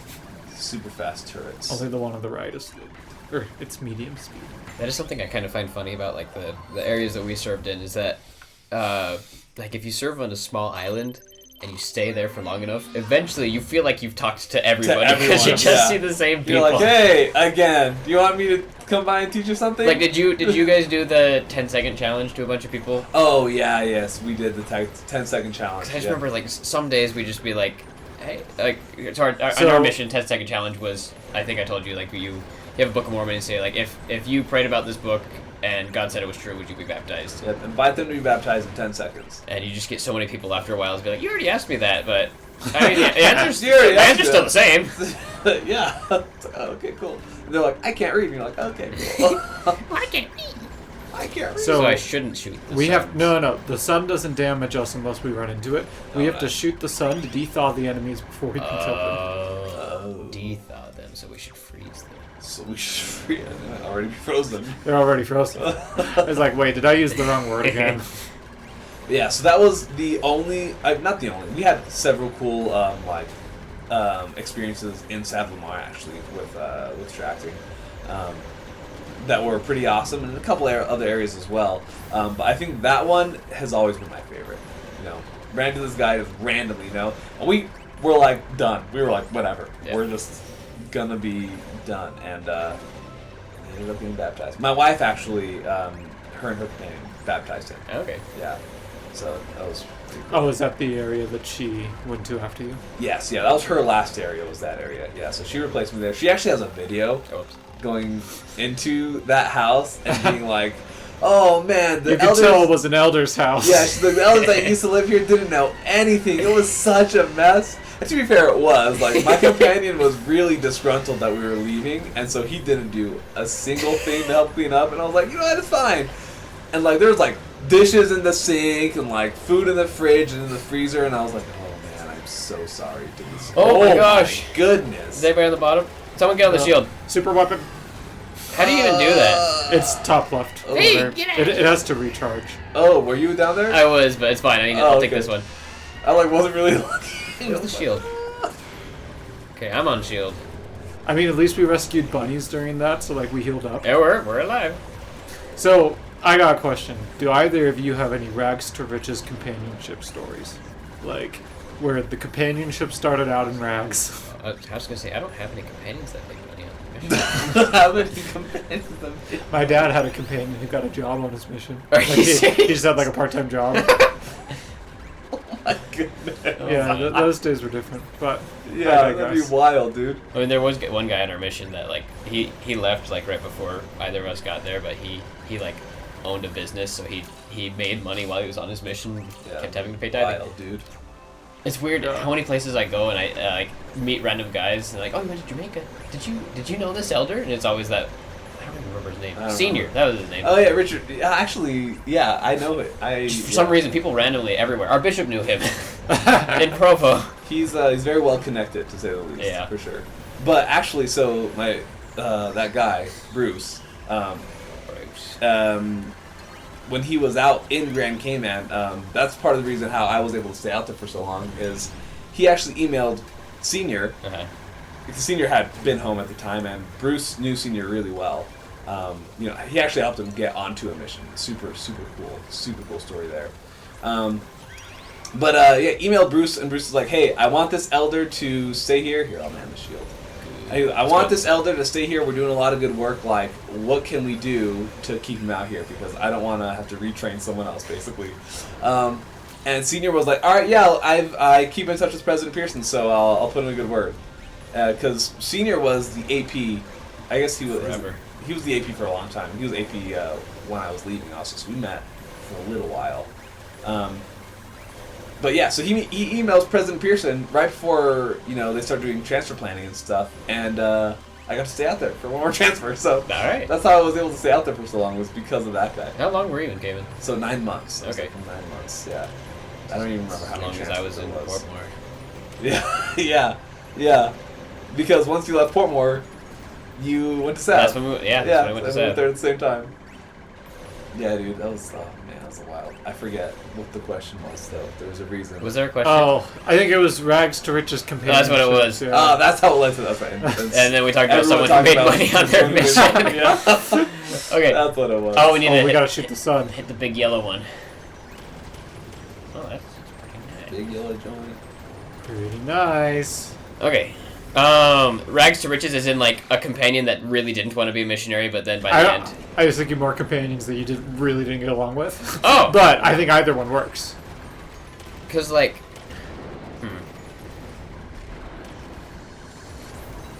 I don't know if I'd say. So I had one. I had one companion. He was in the same house as me and Victor. His name was Michael. He was from St. Lucia, another island in the Caribbean. Well, he was born in Jamaica, and then he moved to St. Lucia. And I met him. He got to Jamaica at the same time as me. He's like, man, I was born here and I moved away and I thought I was gonna go somewhere cool and I just got sent on a mission back here again. So I wouldn't say we didn't get along, but just like there was just a big cultural differences because he's from Jamaica. We just like, you know, at first we kind of butted heads a little bit because we did things different ways. Yeah, different styles. Yeah, but then I'd say by the end we were pretty good friends. He's an awesome guy. We had a talent show on our mission, and like I had no idea because he was pretty private. He didn't like talk about his hobbies or anything very much. Yeah, he wasn't super. But when we had this talent show, and this whole time he never said anything about what he's gonna do. And you're missionaries. I'm his companion. Like, you're with him 24/7. What on He's earth is he gonna something. keep from me? And then he gets up there at this talent show. And he plays this techno music, and he starts dancing, and it was the coolest thing. He did all this like fluid hip hop dancing, and it was so cool. And he never talked about it before or after. He was so good at it. Him and I actually. You were with him for a while after I left, right? Yeah. So we were there for a little while, but then so him and I were together again at the end when I was in Santa Cruz. Oh, okay. Yeah. Oh, because he was in Junction. That's right. Well, he left Junction. And he went to Santa Cruz also. Okay, I didn't Yeah. know. Yeah, so him and I were in Santa Cruz my last couple of transfers together, and I don't know if you know who. There's this really popular like dance YouTuber who's got this big dance academy out of LA, and I actually watched a lot of his videos because I danced a lot when I was in high school and stuff. Michael watched those too. And Michael actually watched that same guy, and I guess he downloaded some of those videos on P days. He would like practice, and I was like, really? And I like one day I was watching it. I was like, dude, I was like, is that this guy? He was like, yeah. I was like, oh my god. And like I had actually known some of the routines that he was practicing. So we started practicing together. We danced together like every single P day. Until I went home. It was so much fun. Dude, yeah, it was sick. He was very good. Michael was very, very talented. Yeah. Love that guy. Rags to riches. I don't think I ever had any companions. I mean, like, my trainer and I, like, my trainer loved me, and I had a hard time with him at first. And by the end of my first transfer, like, we really started to get along. And then it was like, I was actually kind of sad. And then he left. Yeah, going to Grand Cayman. I was like, you know, I'm finally starting to, like, get this thing down a little bit. It's finally starting to get along with my trainer and, like, starting to figure out patois. And then I left. And I was like, oh, yeah. So I feel like that was probably my only companionship out of all of them that were, like, like, rough. And then... Well, that's another very common thing, too, is for your first companionship to be hard. Mm-hmm. Even you could have the greatest missionary as your trainer, but there's just so much of a culture shock becoming a missionary that just, like, don't beat yourself up if you're having a hard time. Well, it also didn't help, like, we had the same trainer, and, like, I think it took a transfer to understand what he was saying, because, like, he had a really thick patois, if you're Jamaican, you call it bush, like, you live out in the bushes, you live out in the jungle, basically. He had a bush accent. There was plenty of times going to members' house and they'd be like, what are you saying? Well, I'd ask people, like, can you help me out? What's he saying? And they're like, I don't know either. My trainer kept talking in a language that wasn't the mission language to throw me, or not to throw me off, but we had other elders living in the apartment, and he would just regularly talk in the language that they all spoke growing up, which was Bisaya. What? Bisaya. What is that? Another dialect. Okay. But nice. About halfway through the first transfer, I was like, wait, that's not even Tagalog! I was like, thanks a lot, guys. So half of the time I was trying to like learn things and understand stuff around the apartment, and like it wasn't even the right language. Well, that's gotta be rough. And it was fine. I mean, you're a missionary, so rough things Yeah. just kind of blow past you. A day later, you get over it. You are very. That's one thing.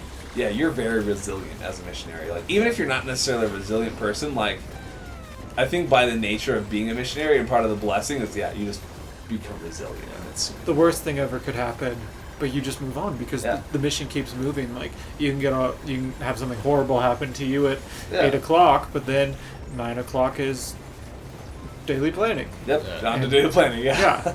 I'd say you build up resiliency, but you also kind of get numb to it sometimes.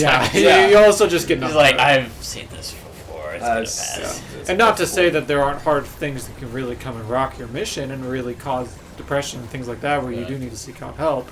But for a lot of minor things like oh, my companion did this to me, or he was speaking the wrong language, and or he played a trick on me, oh, they told me that so and so was progressing, but it turns out it was just a prank. Like, you get over it. Like, yeah. And in a lot of ways, it just becomes funny. That's another reason I struggled in my first area. Is the 3 missionaries are all speaking Bisaya, and these things that I would struggle with would happen, and I just would get kind of bummed out about it, and they would just laugh about it. But they weren't laughing at me. I had to learn was they just were missionaries, and it all just becomes funny at one point, at some point or another. Yeah, I feel like part of like culture shock that we don't always talk about is like, yes, going to a different country is culture shock, but like joining a mission is also culture shock. Yeah, it's another. Right? There's a mission culture. Yeah, there's a life you're not used to living. Yeah, the mission has its own culture. There are phrases and like inside jokes and like there's quite literal language of the mission that like is very unique to that mission alone. You know, that you might not find in any other mission. And so there is definitely that aspect of culture shock. And then you couple that with like going to a new place, especially if you're going to a totally different country or a totally new place like Reno or something like that. You know, like that is different. You know, for a lot of people, and that's hard. Those first 6 weeks can be, I would say difficult. They can be very difficult, and I know that those can break a lot of people, which is kind of unfortunate. You know, but we would just hope that people can be able to know that they have the ability to overcome that, and when they do overcome that, they're set up for a beautiful experience. Oh yeah, like my first few months of emails home was like, I know I'm supposed to enjoy it. Like, I'm supposed to learn to love being a missionary. How do I do that? Because I really don't because like it. This sucks. But then like towards the end, it's like this is great. Like, it's amazing how much when you go on a mission, keep a good journal, because one of my most powerful experiences is comparing the way I wrote about myself at the beginning of a mission to how I wrote about myself at the end. I had a much brighter view of myself at the end of my mission than I did at the beginning. I feel like we did a lot of work in SAV for that, so you came such a long way in your self-talk, I feel like, from when you got to SAV and from when you left. Like, I felt like you were like a totally different person by the time you were leaving SAV. That too. You were already a killer coming into SAV, but like you had one of the Achilles was myself. One of the Achilles was myself. Yeah, like you had some. I think there was a lot of even in district council and stuff like that. We had talked, and there was some deprecating self-talk that was going on. You did really good to find out who you were and how to become creative as a missionary, and that's part of it too. Is I feel like we try so hard to fit this missionary mold. This is the other side of it, right? We talk about being ourselves.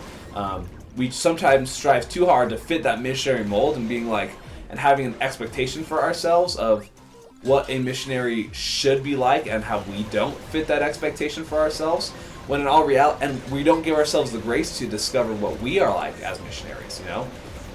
We don't take the time to understand our own unique and creative offerings to people.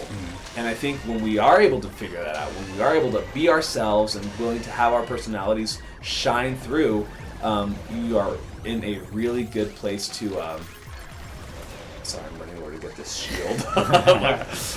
You're in a really good place to thrive and also to have a good experience, because you're not trying to pretend to be something. You're not trying to have what we call the spirit voice. I'm sure you guys both had a lot of experience with people who love the spirit voice.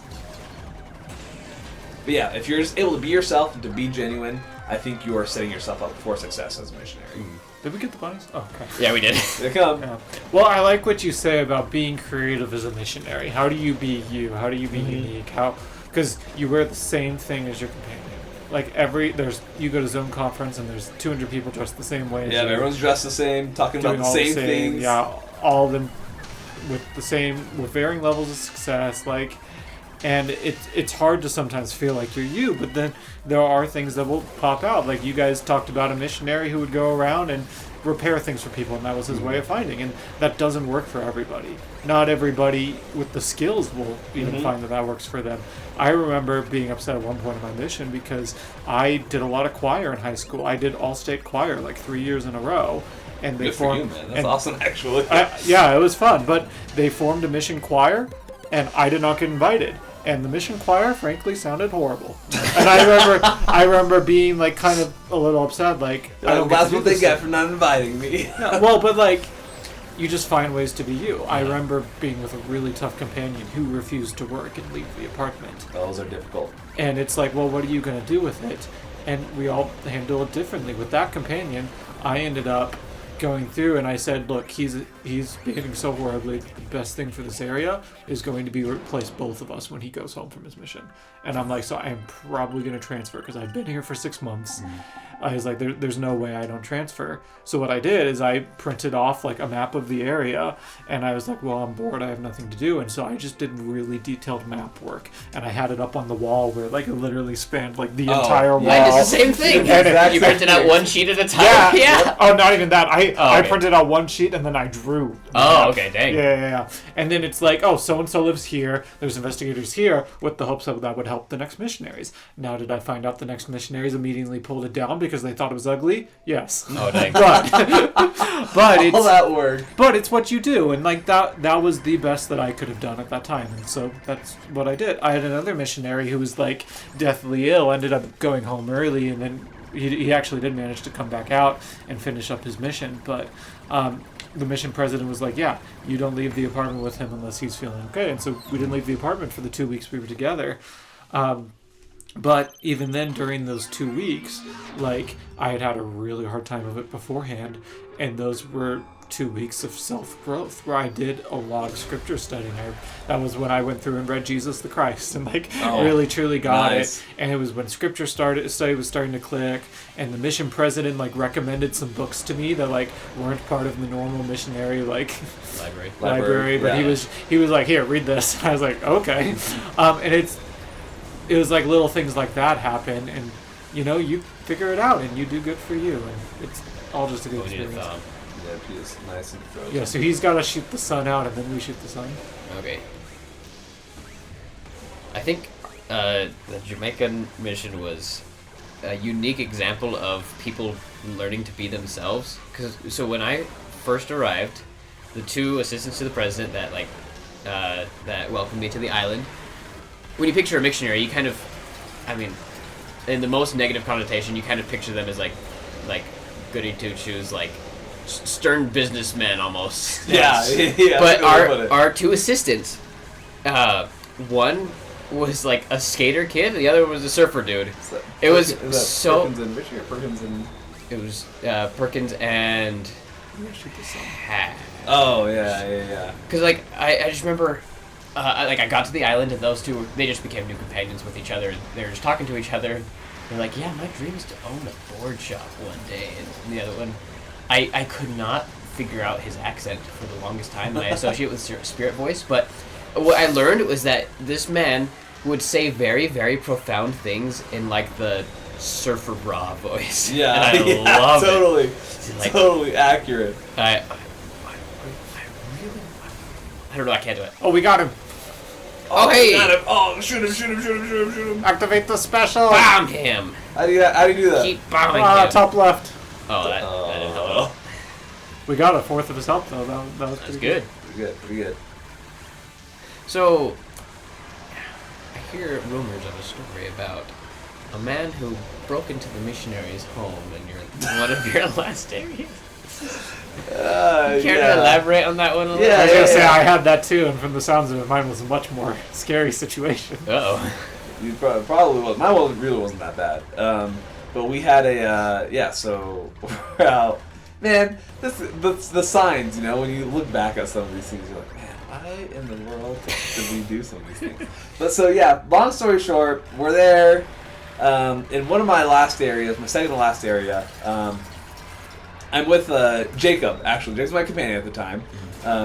Jacob's kind of a feisty person, for those of you who don't know. Pretty feisty, really awesome person to talk with, and good friend and to have conversations with. Like, a wonderful guy. But he can be feisty though. And so we had somebody break into our house, okay? And it was totally unbeknownst to us too for quite some time. So we had gone out with the other missionaries. We had done this service project. Super fun, super cool time. We had a great time that morning, and we're all getting ready to go out and do our proselyting. It's a little bit later in the day. Okay, let's see here. Shoot the sun. At least that. Come on. Yes! Nice. Come on. Oh, is that it? No, that's halfway, I think. Oh, literally half. Oh. That was the wrong time to use the saw, apparently. Is that other app? So I was on the shield this whole time. Yeah, somebody help on the shield. Okay. Here, But yes, I vote we stay away from this So bottom half. how did you find out that someone broke into your Okay, home? so we had started, me and my companion had started our daily planning or something like that.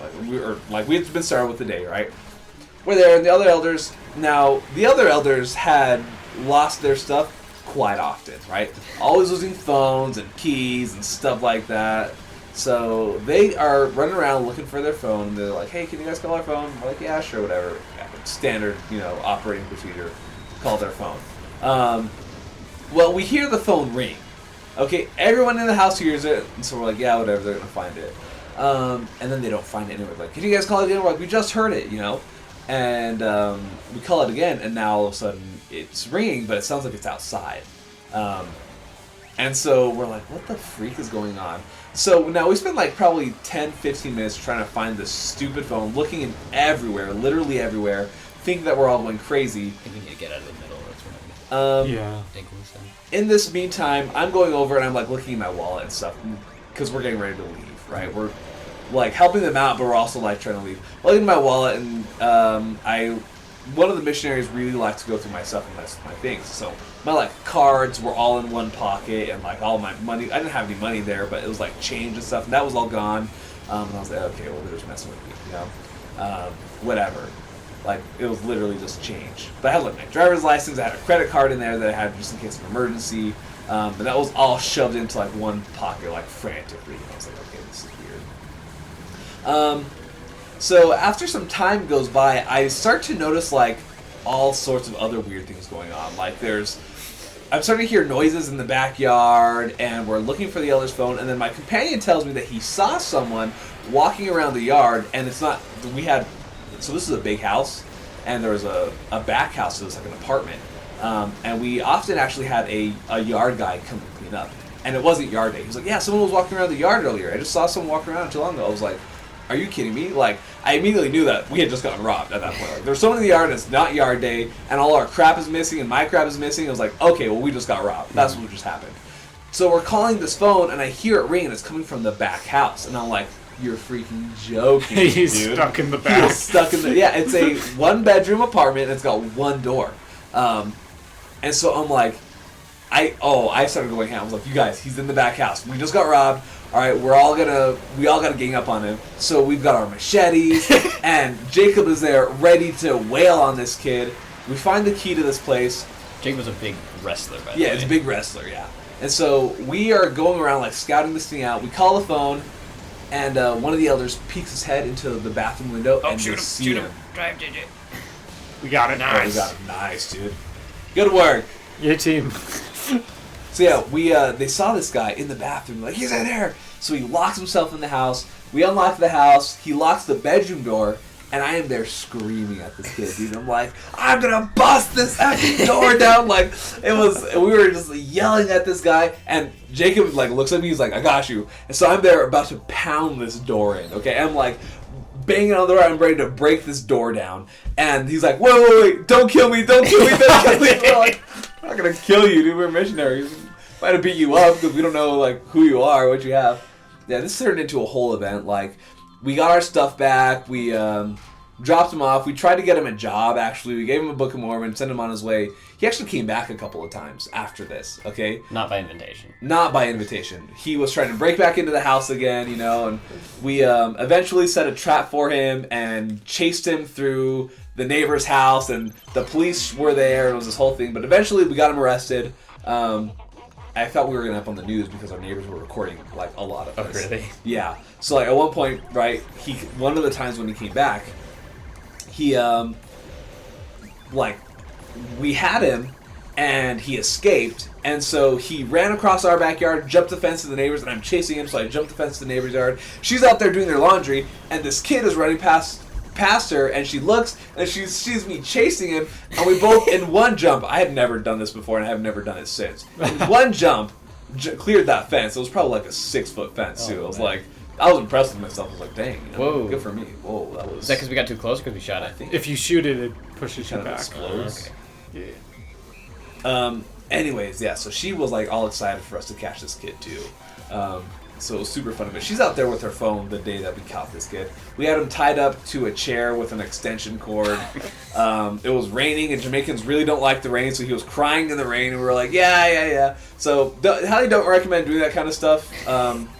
You could end up on the news, especially today. Did you end up on the news? No, we didn't, thankfully. I was afraid that we were, though. He was like, man, we're going to get the church some bad PR here. So we caught this guy. Well, we also found out he had, like, a knife on him.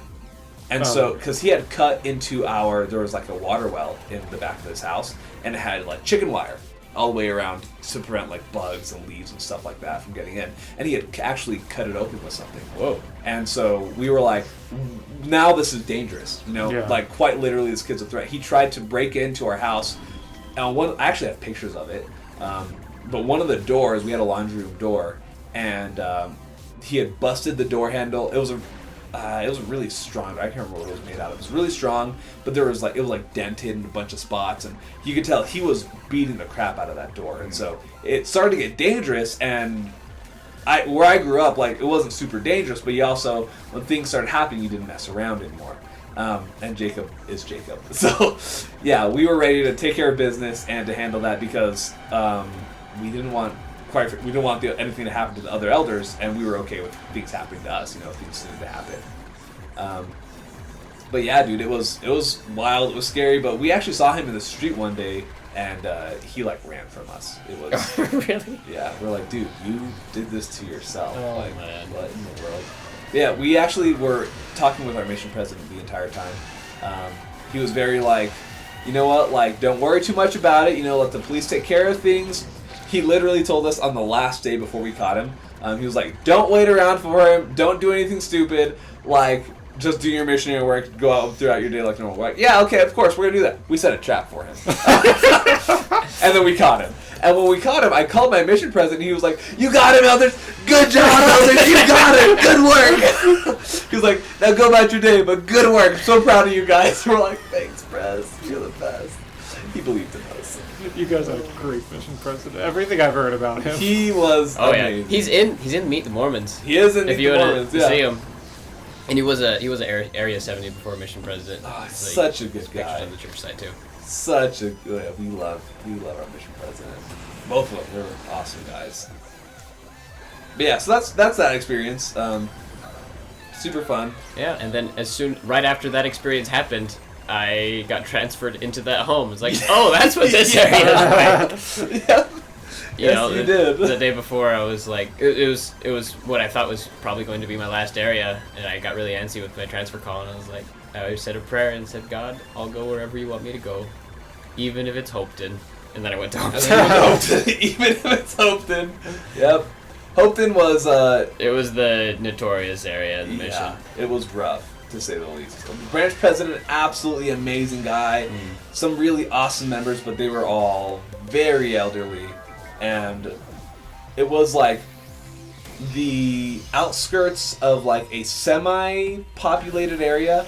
And so to get anywhere took forever to walk. It was way high up in the mountains. It was Yeah. just like a bunch of farms. Yeah, farms in the foothills of Jamaica. And so it was like the one place where it got cold. Yeah. Because it was so high up. Yep.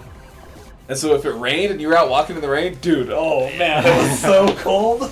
When Sav, it was different because you're on the coast, Yeah. everything's clay. You guys just bought like knee-high rubber boots and just trudged through any we puddle you trudged- saw. I think I just barely got rid of those. I might still have them actually. Oh, are you Maybe I just serious? got- But yeah, like my Because rain boots. if you covered if you covered the boots, they looked like dress shoes almost. Yeah, they looked like were dress shoes. made of rubber.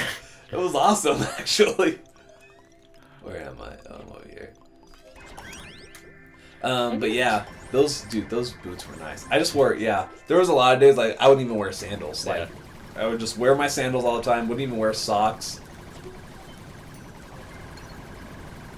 Good old Hopeton, dude.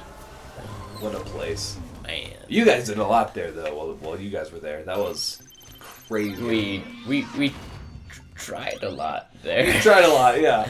I don't know if we could say we did a lot there, but we certainly tried a lot.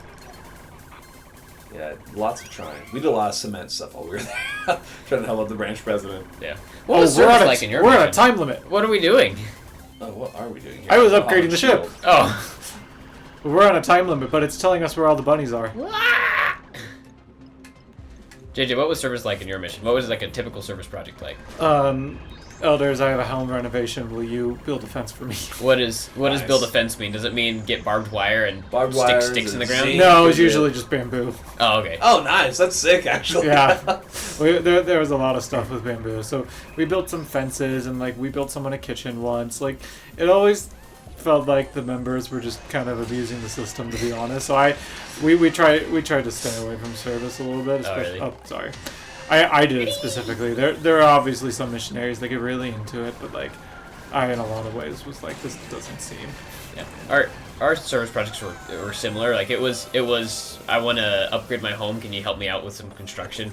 But then it'd be like you'd do construction where someone would order a pile of dirt, pile of rocks, and a pile of cement mix, and you would put it in a wheelbarrow and shovel it into the wheelbarrow, carry it down the street, up and down put it in the a pile, street. and mix it all together, and then put cement in different places. One of our service projects, I had my first trainee in Jamaica, in SAP actually. So he had I can't remember if he had like a bump shoulder or something. What was going on?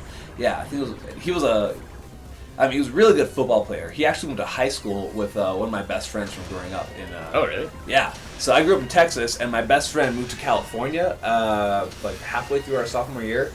And they actually went to the same high school and played football together. Dang. It was super funny, actually, so we talk about him all the time. But he had like a bum shoulder, like a shoulder injury that was popping up. And so a couple days in, like this member that we were super tight with, Roxanne, asked us to do a service project.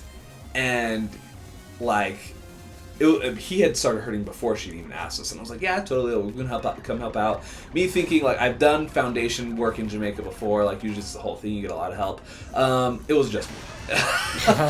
And I am there with a pickaxe and a shovel, digging up this entire freaking foundation, dude, by hand. Oh, man. It was exhausting. Oh, I was so tired. I mean, it was like always worth it, right? Always freaking worth it. Especially for Roxanne, because she like always had us over, was always trying to give us food, and her kids were amazing. But oh, dude, that was exhausting. I think that was the most exhausted I'd ever been in the mission. I was like, I can't do this anymore. I think my most exhausting service project was there's a really mountainy area in Kingston, and the service project was literally Minecraft. You found a pile of rocks and dirt, and you broke it apart with a pickaxe, and you shoveled it, and you put it in another pile in a different part of the mountain. That's awesome, actually. Because they wanted to like build an outhouse next to their home, and they needed a larger pile of dirt on a different part of their On yard. a different part. of Like, the we land. move they all own. this dirt over here. Pretty much. Service on the mission is fun though. Like service in Hopeton was super cool because the branch president was he did cement work and like it was like decorative cement kind of, so like fancy looking pillars and stuff like that. And so we did a lot of stuff to help him, like we'd help pour cement into the molds and stuff. And it was actually really cool. It was a lot of fun actually. So that was always like, it's like you were playing in the mud. Yeah. Some of that crap was heavy though. It's Yeah. heavy stuff.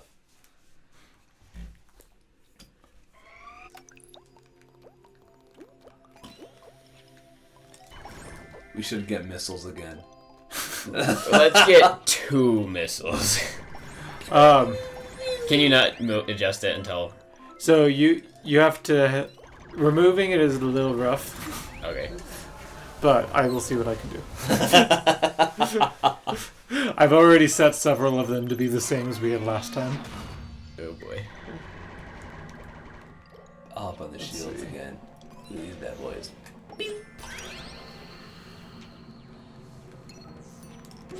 We may not be able to... Oh, sorry. I just took over driving when I didn't mean to. No, you're good. We may not be able to get missiles. We don't have, like, any of the components for it. No, it's okay. See. Jellyfish. So, what does being underwater... How does that affect what's happening? We're gonna find out. Okay, I think we should go counterclockwise. Cool. You driving this round? Yeah, sure. Unless you want to. I just picked it up so. I'm fine with whatever. Oh, if I tap it, do I shoot? Whoa! If you let go, you shoot. You kind of gotta charge it. Okay. Zap. Jay, did you have something that was like your like go-to like missionary thing? Like your go-to missionary, like your like lesson tactic, or like your go-to? I had a few things with that. Like one, I found out. So one of the areas that I was in, we were trying to find an apartment to rent, and I learned that that's a really great way. Is like, even if you're not looking for an apartment, just walk up and be like, "Hey, do you know of anyone that's renting nearby?" Because it kind of, because their first thoughts when they see you is, "Oh, it's the missionaries." Like they're gonna try, but it gets their guard down a little bit to the point where they're a little more comfortable talking with you. Is if you actually like have a purpose. Oh, what is that? I don't know, but the shields did nothing. Yeah, that did absolutely nothing. Oh, there's currents. That's what the water does. Yeah.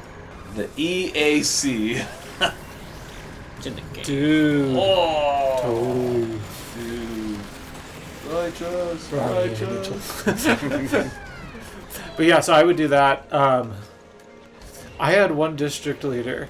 He tried to convince me. He would use this question. And he would start people off and he would be like, "Do you believe in love?" Was like his starter. And I was rather new to the mission, so I was like, "Oh, okay." And so I went on exchanges with him and he used it and it was great. So I decided to try it. What did not occur to me is maybe that's not the best thing to do with a girl my age. Sit down for a missionary discussion. Do you believe in love? And so, yeah, she was a referral from a member, and the member was upset afterwards. She was like, "Elder, I know you weren't trying to do this, but this is how she took it. Now she doesn't want to listen." Oh no! So I learned a lesson. Yes, those are always valuable lessons. People don't value love like I thought they did. That's a pretty good lesson. Yeah. But so I would, but like that kind of got me onto a thing where like, you know what? Like don't use pickup lines, but like there could be such a thing as a missionary pickup line. Like why not?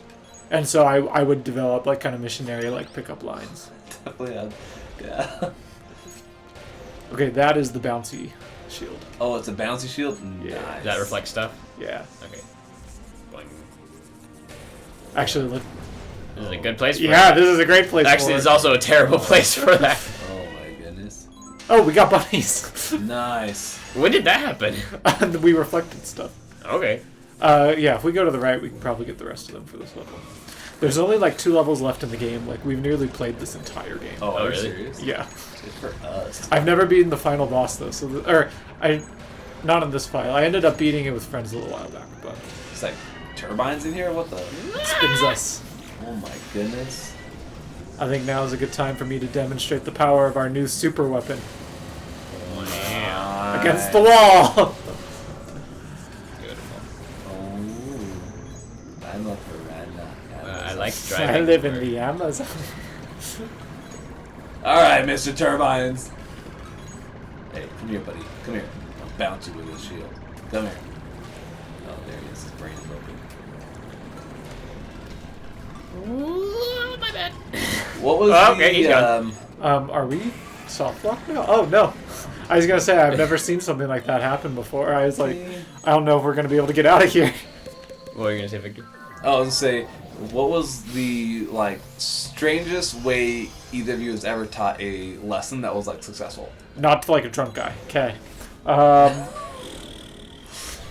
I'll be honest. It might just have been the do you believe in love? That was successful sometimes. To the other missionary, yeah. I want to say. So the lesson that comes to mind, it's not something you ever try, but like, there was a guy we were teaching that wasn't moving forward, but we could get him to admit that he believes it all was true. He was just kind of not feeling like making a change. And so we sat down and we chastised him really hard with the Spirit. And we said, and it was like, look, you're not going to listen? We're going to move on. It was not the type of thing that I do with most lessons, but it was really powerful. And I always come back to that one because 6 months later, I went to the mission Christmas conference, and the elders are like, you wouldn't believe who's getting baptized on Sunday. And then, and that was like right as I was leaving, and the same time around the same time I got engaged a year later, I looked on my phone on Facebook, just like, oh, who's been liking my engagement? And I saw the post of him and his wife in the temple.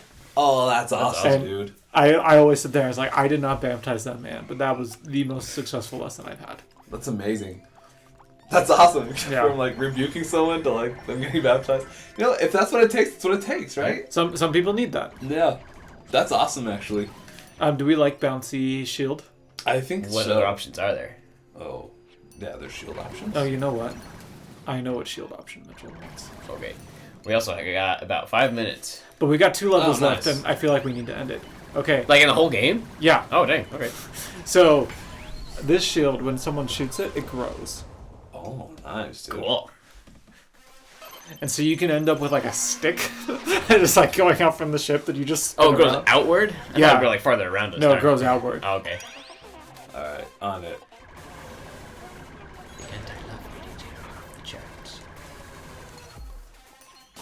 Yeah, I went to areas like that. Do you believe in love? Oh, it like quite literally grows. Holy. That's wild, actually. I'm trying to think. I think just my... Oh my gosh, I thought I was the fox. I thought I was controlling the shield, and I was like, something's not right. No, I was just wandering around the ship aimlessly. Oh. I think the weirdest lessons Go I've to the taught... left. Oh, Up left. Okay.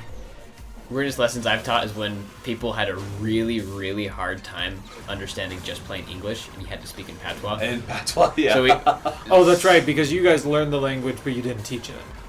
we didn't necessarily learn it. That was completely optional. Yeah. It's just like, because patois is not an official language. There's no like one way to speak it. Go to the right.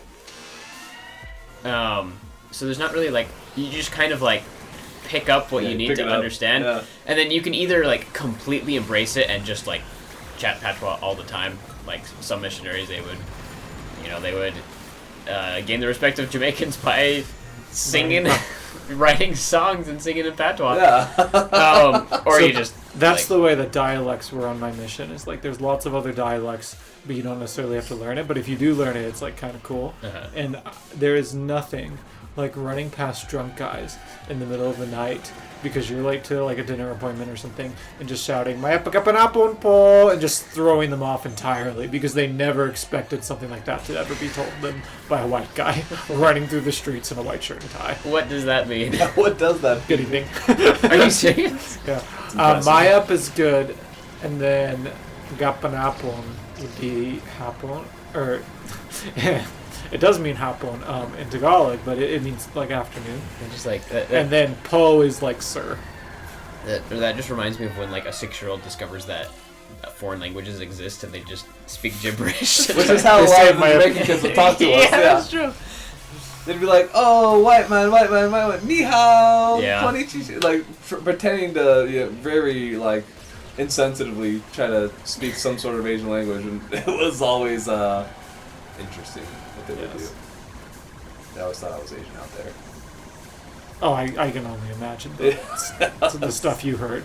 We talked about this a few weeks back, but like racism as a missionary, like you will experience. Oh, absolutely. But also you'll just with a lot of these cultures that you can get sent to, you'll just learn to be cool with it. Like also like when we say racism, it's not like what some people really experience in their just a lack of exposure. It's a lack of exposure, exactly. It's saying insensitive things because you don't... Because they don't know, yeah. Yeah, like you don't know that might be offensive to me, but it's fine. I think my favorite demonstration of like someone not understanding what the wider world is like is my companion and I went to a very, very remote, small, like dirt and corrugated zinc village, and this little kid comes out to us. He just says like, Americans. It's like, yeah. Like, do you know my Uncle Tom? My companion asked, how many people do you think are in America?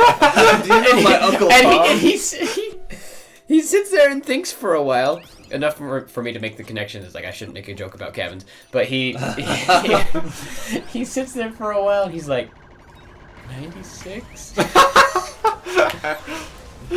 it's just a There's a little more.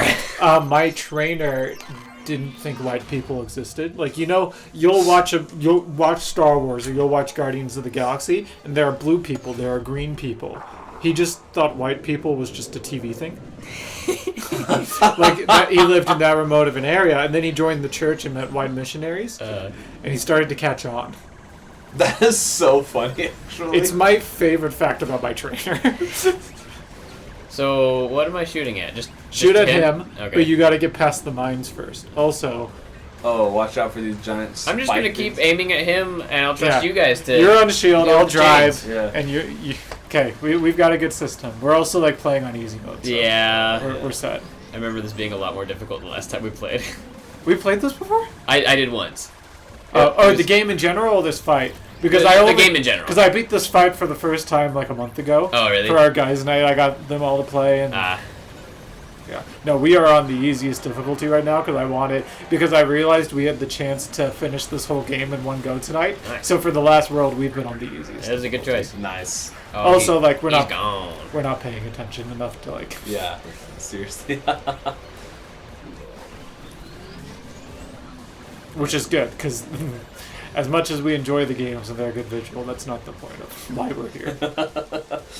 One of the big lessons I think that I found in my mission was probably in the MTC. I don't know what you guys' MTC experience was like. Mine was super sick. Like, I had a really cool group. I think I got lucky because our group was so freaking cool. Wait, what in the world? We're fighting the royal pupils. Nice. I'm also going to be a little more cautious because I've just been like ramming this guy. And it's been great, but we're at like half health now. Oh no, block the things. Oh, it's not. Oh, we don't have the bouncy one anymore. Oh, there's one. Oh my goodness.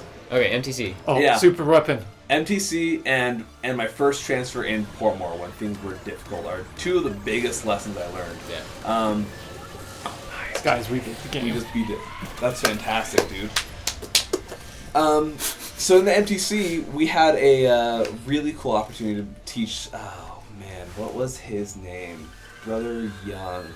A lot of people that go to the MTC know this guy, right? Because he's so popular because of the lessons that he teaches, and he was very interesting because when you go to the MTC, for those of you who don't know, you are assigned this like fake investigator that they don't want you to know is fake, but it's fake. Yep. They will still pretend like they don't know the church, and they're there just to learn. One of these guys, Arnold Young, that was his name. Arnold Young, super cool guy. And when we were with Arnold, one of the things that he taught us was how important it was to, as a missionary, be ready to communicate with your companion. And I think being able to recognize that was huge for me. Like, being able to say, I've got this person who is my partner, this person is my ride or die, they're my best friend, and I'm kind of stuck with them. You know, I think being able to get with that and being able to have companions and good relationships with companions, I think that was honestly part of the reason why I was able to enjoy my mission so much. Like, I love my mission, loved every single second of it, even the hard parts, you know, in the very beginning, and even the parts where, you know, I had people breaking into houses, and one guy threatened to pull a gun on us on one time, and me and Jacob were ready to squat up on him, you know. But I think it's because we were so tight, like, those moments pale into the really wonderful opportunities I had as companions. And in houses, like, we had really cool opportunities together, building the things that we were building in Savannah Lamar, and that was just being ready to make those friends. I think it was a game changer, you know. Like, I've never had any experience even remotely similar to that. And then lesson number 2, I actually learned in Portmore, when we were going to see Brother Sewell. He was the stake patriarch. The guy in the wheelchair. He was the guy in the wheelchair. Yeah, okay. Crazy guy, too. Kind of, every time, like, half of the things that this man said were, like, he was, like, cohesive for half and wasn't cohesive for the other. It was like he said things that either could be so profound but going over your head, or absolute nonsense, and you couldn't tell which. He was like Yoda. Yeah. Like, literally like Yoda. And so, at one point, we're there, it was like my last Sunday there, and he's sitting there in his garments, just in his garments, out, and in his wheelchair, and he says, "Look at that mountain!" And I was like, okay. He's like, "You see that mountain?" I was like, "Yeah." He's like, "You see that Jeep on top of the mountain?" I was like, "No." He was like, "That Jeep has a purpose there on top of that mountain." I was like, "Okay." He's like, "What is your purpose?" And it, like, dude, I started crying immediately. I was like, I don't know who I am. That Jeep has a purpose. That Jeep has a purpose. He was like, "Your purpose," and then he goes through, is your purpose is to invite others to come unto Christ. And I was like, oh my gosh, dude, like, in that moment, it was like, you are a freaking missionary. Like, boom, like, you are here. Your whole purpose, your whole existence right now is the missionary purpose, right? Yeah. And, like, it, like, became a part of who I was, I felt like, in that moment, you know? And it was this hard time where I couldn't understand my companion, and I didn't know what was going on, and it was hot, and it was sweaty all the time, and I missed having good Mexican food, and, like, I was like, man, like, it was a struggle for a little bit there, and, like, missed my friends and stuff. Like, my little brother had emailed me because we had the same friend group. He was like, "Dude, like, nobody hangs out anymore. It's so sad that you're gone." And my sister was going through, like, this crazy, nasty divorce with her husband, and, like, I was like, man, like, am I really out here? Because we were having no progress. And I was like, am I really doing all the good that I can by being out here? And he's like, boom, drops this bomb, and I have it in my journal somewhere, like, a lot of the stuff that he said. But that was, like, that's where, like, my mission ultimately started, I think, you know? I spent a lot of time on a mission learning things about the gospel because, like, of the way I grew up. I didn't have, like, I went to seminary and I did all the things, you know. I didn't decide to go on a mission until I was about to graduate. But I learned a lot of things about the gospel in the MDC. Like, I learned what repentance actually, not repentance, I'll say, I think I definitely did that one before, but certain things, like, even like baptism, like, really truly understanding, like, baptism and the sacrament and covenants and things like that, like, didn't really actually hit me until I was in the MTC, you know, when we're walking through these lessons. And, like, the atonement, dude, I couldn't grasp we can't, right? We can't really grasp the atonement, but I didn't actually understand what the atonement was until I was in the MTC. Yeah. Like, I knew repentance and I knew what happened, and I made a lot of mistakes growing up, you know. So getting onto the mission for me was, the fact that I even got to go on a mission was crazy for me, you know, because of all the crazy stuff I've done.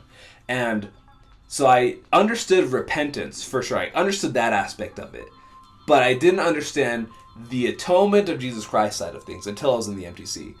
And once I understood that, I was like, okay, like, I can be a missionary. And I think that did give me an advantage sometimes, because when I was teaching people, I was never teaching people tactfully. I was always just teaching people what I just learned, you know? Because for me, it was like, a lot of the things I'm teaching people are things that I'm learning right now too, you know? And so that was super easy for me to, like, come up with lesson plans and talk, because I was like, here's this cool thing I'm learning, it's new to me, so it's going to be new to you, right? You know, when Brother Sewell dropped that bomb of, this is your purpose, and then after that kept asking me, why are you here? Why are you here? You're not going to know till you go home, is basically what it came down to. And I think knowing that you have a purpose and that you are a representative of Jesus Christ are going to help people stay on their missions. And then being able to take those lessons and apply them to their everyday life. and apply them to the people that they are quite literally teaching. You know, taking these people and saying, this person is a son of God. This person is my brother. You know, if my brother had left the church, or if I had never met my brother, and if I'm meeting him now for the first time, what would I want him to know in the gospel? What would I need to do to get him into the waters of baptism, to take that next step, and to really care for this person, right?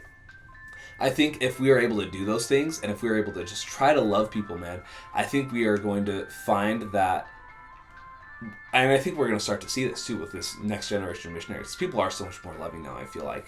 I think we're getting geared up, especially with the way President Nelson and the Brethren have been structuring, like, the new Preach My Gospel now, even. There's a new one? Yeah, they're coming out with another new one. Yeah. They came out with a new one when we were on the mission. Yep. And now they're coming out with another new one, and it's supposed to be amazing, dude. And I think that these guys that are coming on our mission, and our kids even, we're starting to, I feel like, and this is, I know I'm everywhere with this, my ADHD is totally going right now. But, like, I feel like even our kids, you know, I feel like we've gone from this very cynical and cold generation that we still have. People are becoming more loving, I feel like, and more open and more receptive to each other, which we know that things are going to get crazy, right? We know that the church might actually be big now compared to what it's going to be when the second coming happens. But I think that the generations that are coming up, their ability to just love innately and to genuinely care for human beings is going to set people up for so much success as missionaries, you know? I think that there's so much time. We look at these people, just even in general, it's everyday life. We see people driving them. They're just a car in the way, you know? They're just... I work in sales now, unfortunately, sometimes. I always told myself I was never going to work in sales, and now I work in sales. But I don't like work in sales, but I like work in sales. There's so many... It would be so easy to just look at someone and be like, you're just a pitch to a number. You know, you are just a... Just like so many missionaries go through that process of, oh yeah, you're just a baptism. We see so many missionaries that go out and they get all these baptisms and they have so much success and they never actually loved people, and you just can think like, how, you know? Whereas you have other people who might have never seen a single baptism in their entire mission, but they can love those people so deeply, you know, and have made such a significant impact even without having the flashy numbers, you know. And I think that we are really gearing up to a very interesting time. It'll be really cool to see what happens with more people in this rising generation going on missions. And I think it's exciting. I think it's going to be super, super cool. Uh-huh. Yeah, thanks for It's a sharing really that. runaround way of saying that, I know. But You're good. You're good. Sum up, I feel like if you're thinking about a mission but you're scared that you don't know enough, by all means prepare for your mission, but Just go. yeah, you will learn so much. So and much. You won't feel like you're the dumbest person on the mission because everyone is learning. Everyone's learning, from the guy that's just getting out there to the guy that's going home. I mean, we all three of us all said that we feel the same way, that our first few areas we didn't know what we were doing. Yeah, no about idea. a year ago Yeah. we started. Yeah. Yep. You're going to reach that no matter how prepared you are. So if you're doubting, jump in. Like, do what you can to prepare, but go. Yeah. Yep. The best advice I got right before my mission was, there's 3 of us that... So, I mean, when I went to high school, there was 4,000 kids in our high school. Out of those 4,000 kids, 10 of us were members. And of those 10, 2 of us were going on missions. And, well, I guess, yeah, of those 10, 2 of us were going on missions. And there was a girl that went to a different school, but she was in our ward, and she was leaving before us, but we were in the MTC at the same time. And right before I went to the temple, I was super nervous and like asking her questions and things like that. And she said, and this was really good advice for the mission in general, she's like, you don't have to be perfect. Like, we get so pent up in our heads about we need to be ready and we need to be perfect and we need to feel this thing inside and we need to know the Book of Mormon front and back. And I hadn't even read the Book of Mormon when I hadn't finished the Book of Mormon all the way through before I went to the MTC. Like, I finished it in the MTC actually. And I think we get so caught up sometimes to the point of inaction because we don't know enough, or we are going to jump in and we're going to go on a mission right at 18 because that's what everybody says to do is right, you know? When in all reality, I think it really is personal. It's if you can get to a point where you feel like you understand what repentance is and the atonement, and you know that the church is true, and then just freaking go at that point, you know? You don't need to be perfect. You don't need it. If you have problems with different things, like, talk to your bishop and figure it out and get out there, you know? Like, it's really... and it's not that scary either. I mean, it can be scary. The first 6 weeks out, you'll look back on it fondly. It'll be fun later. Yes. It'll be worth it. Definitely will be worth it. All right. Well, thank you for tuning in. If there's people out there, I haven't really been looking at that. Yeah. Thank you for being our guest, Victor. Of course. This is awesome. And just remember, we're going to do this weekly, every Thursday from 5:30 to 7:30 Mountain Time. Yeah. Yeah. This is Ties and Tags. This is our first live episode, and it was awesome. Yeah, no, that was great. Thanks, guys. Yep. Took Stay the sweet. outro thing. Oh, we have an outro. Animation loop. That one.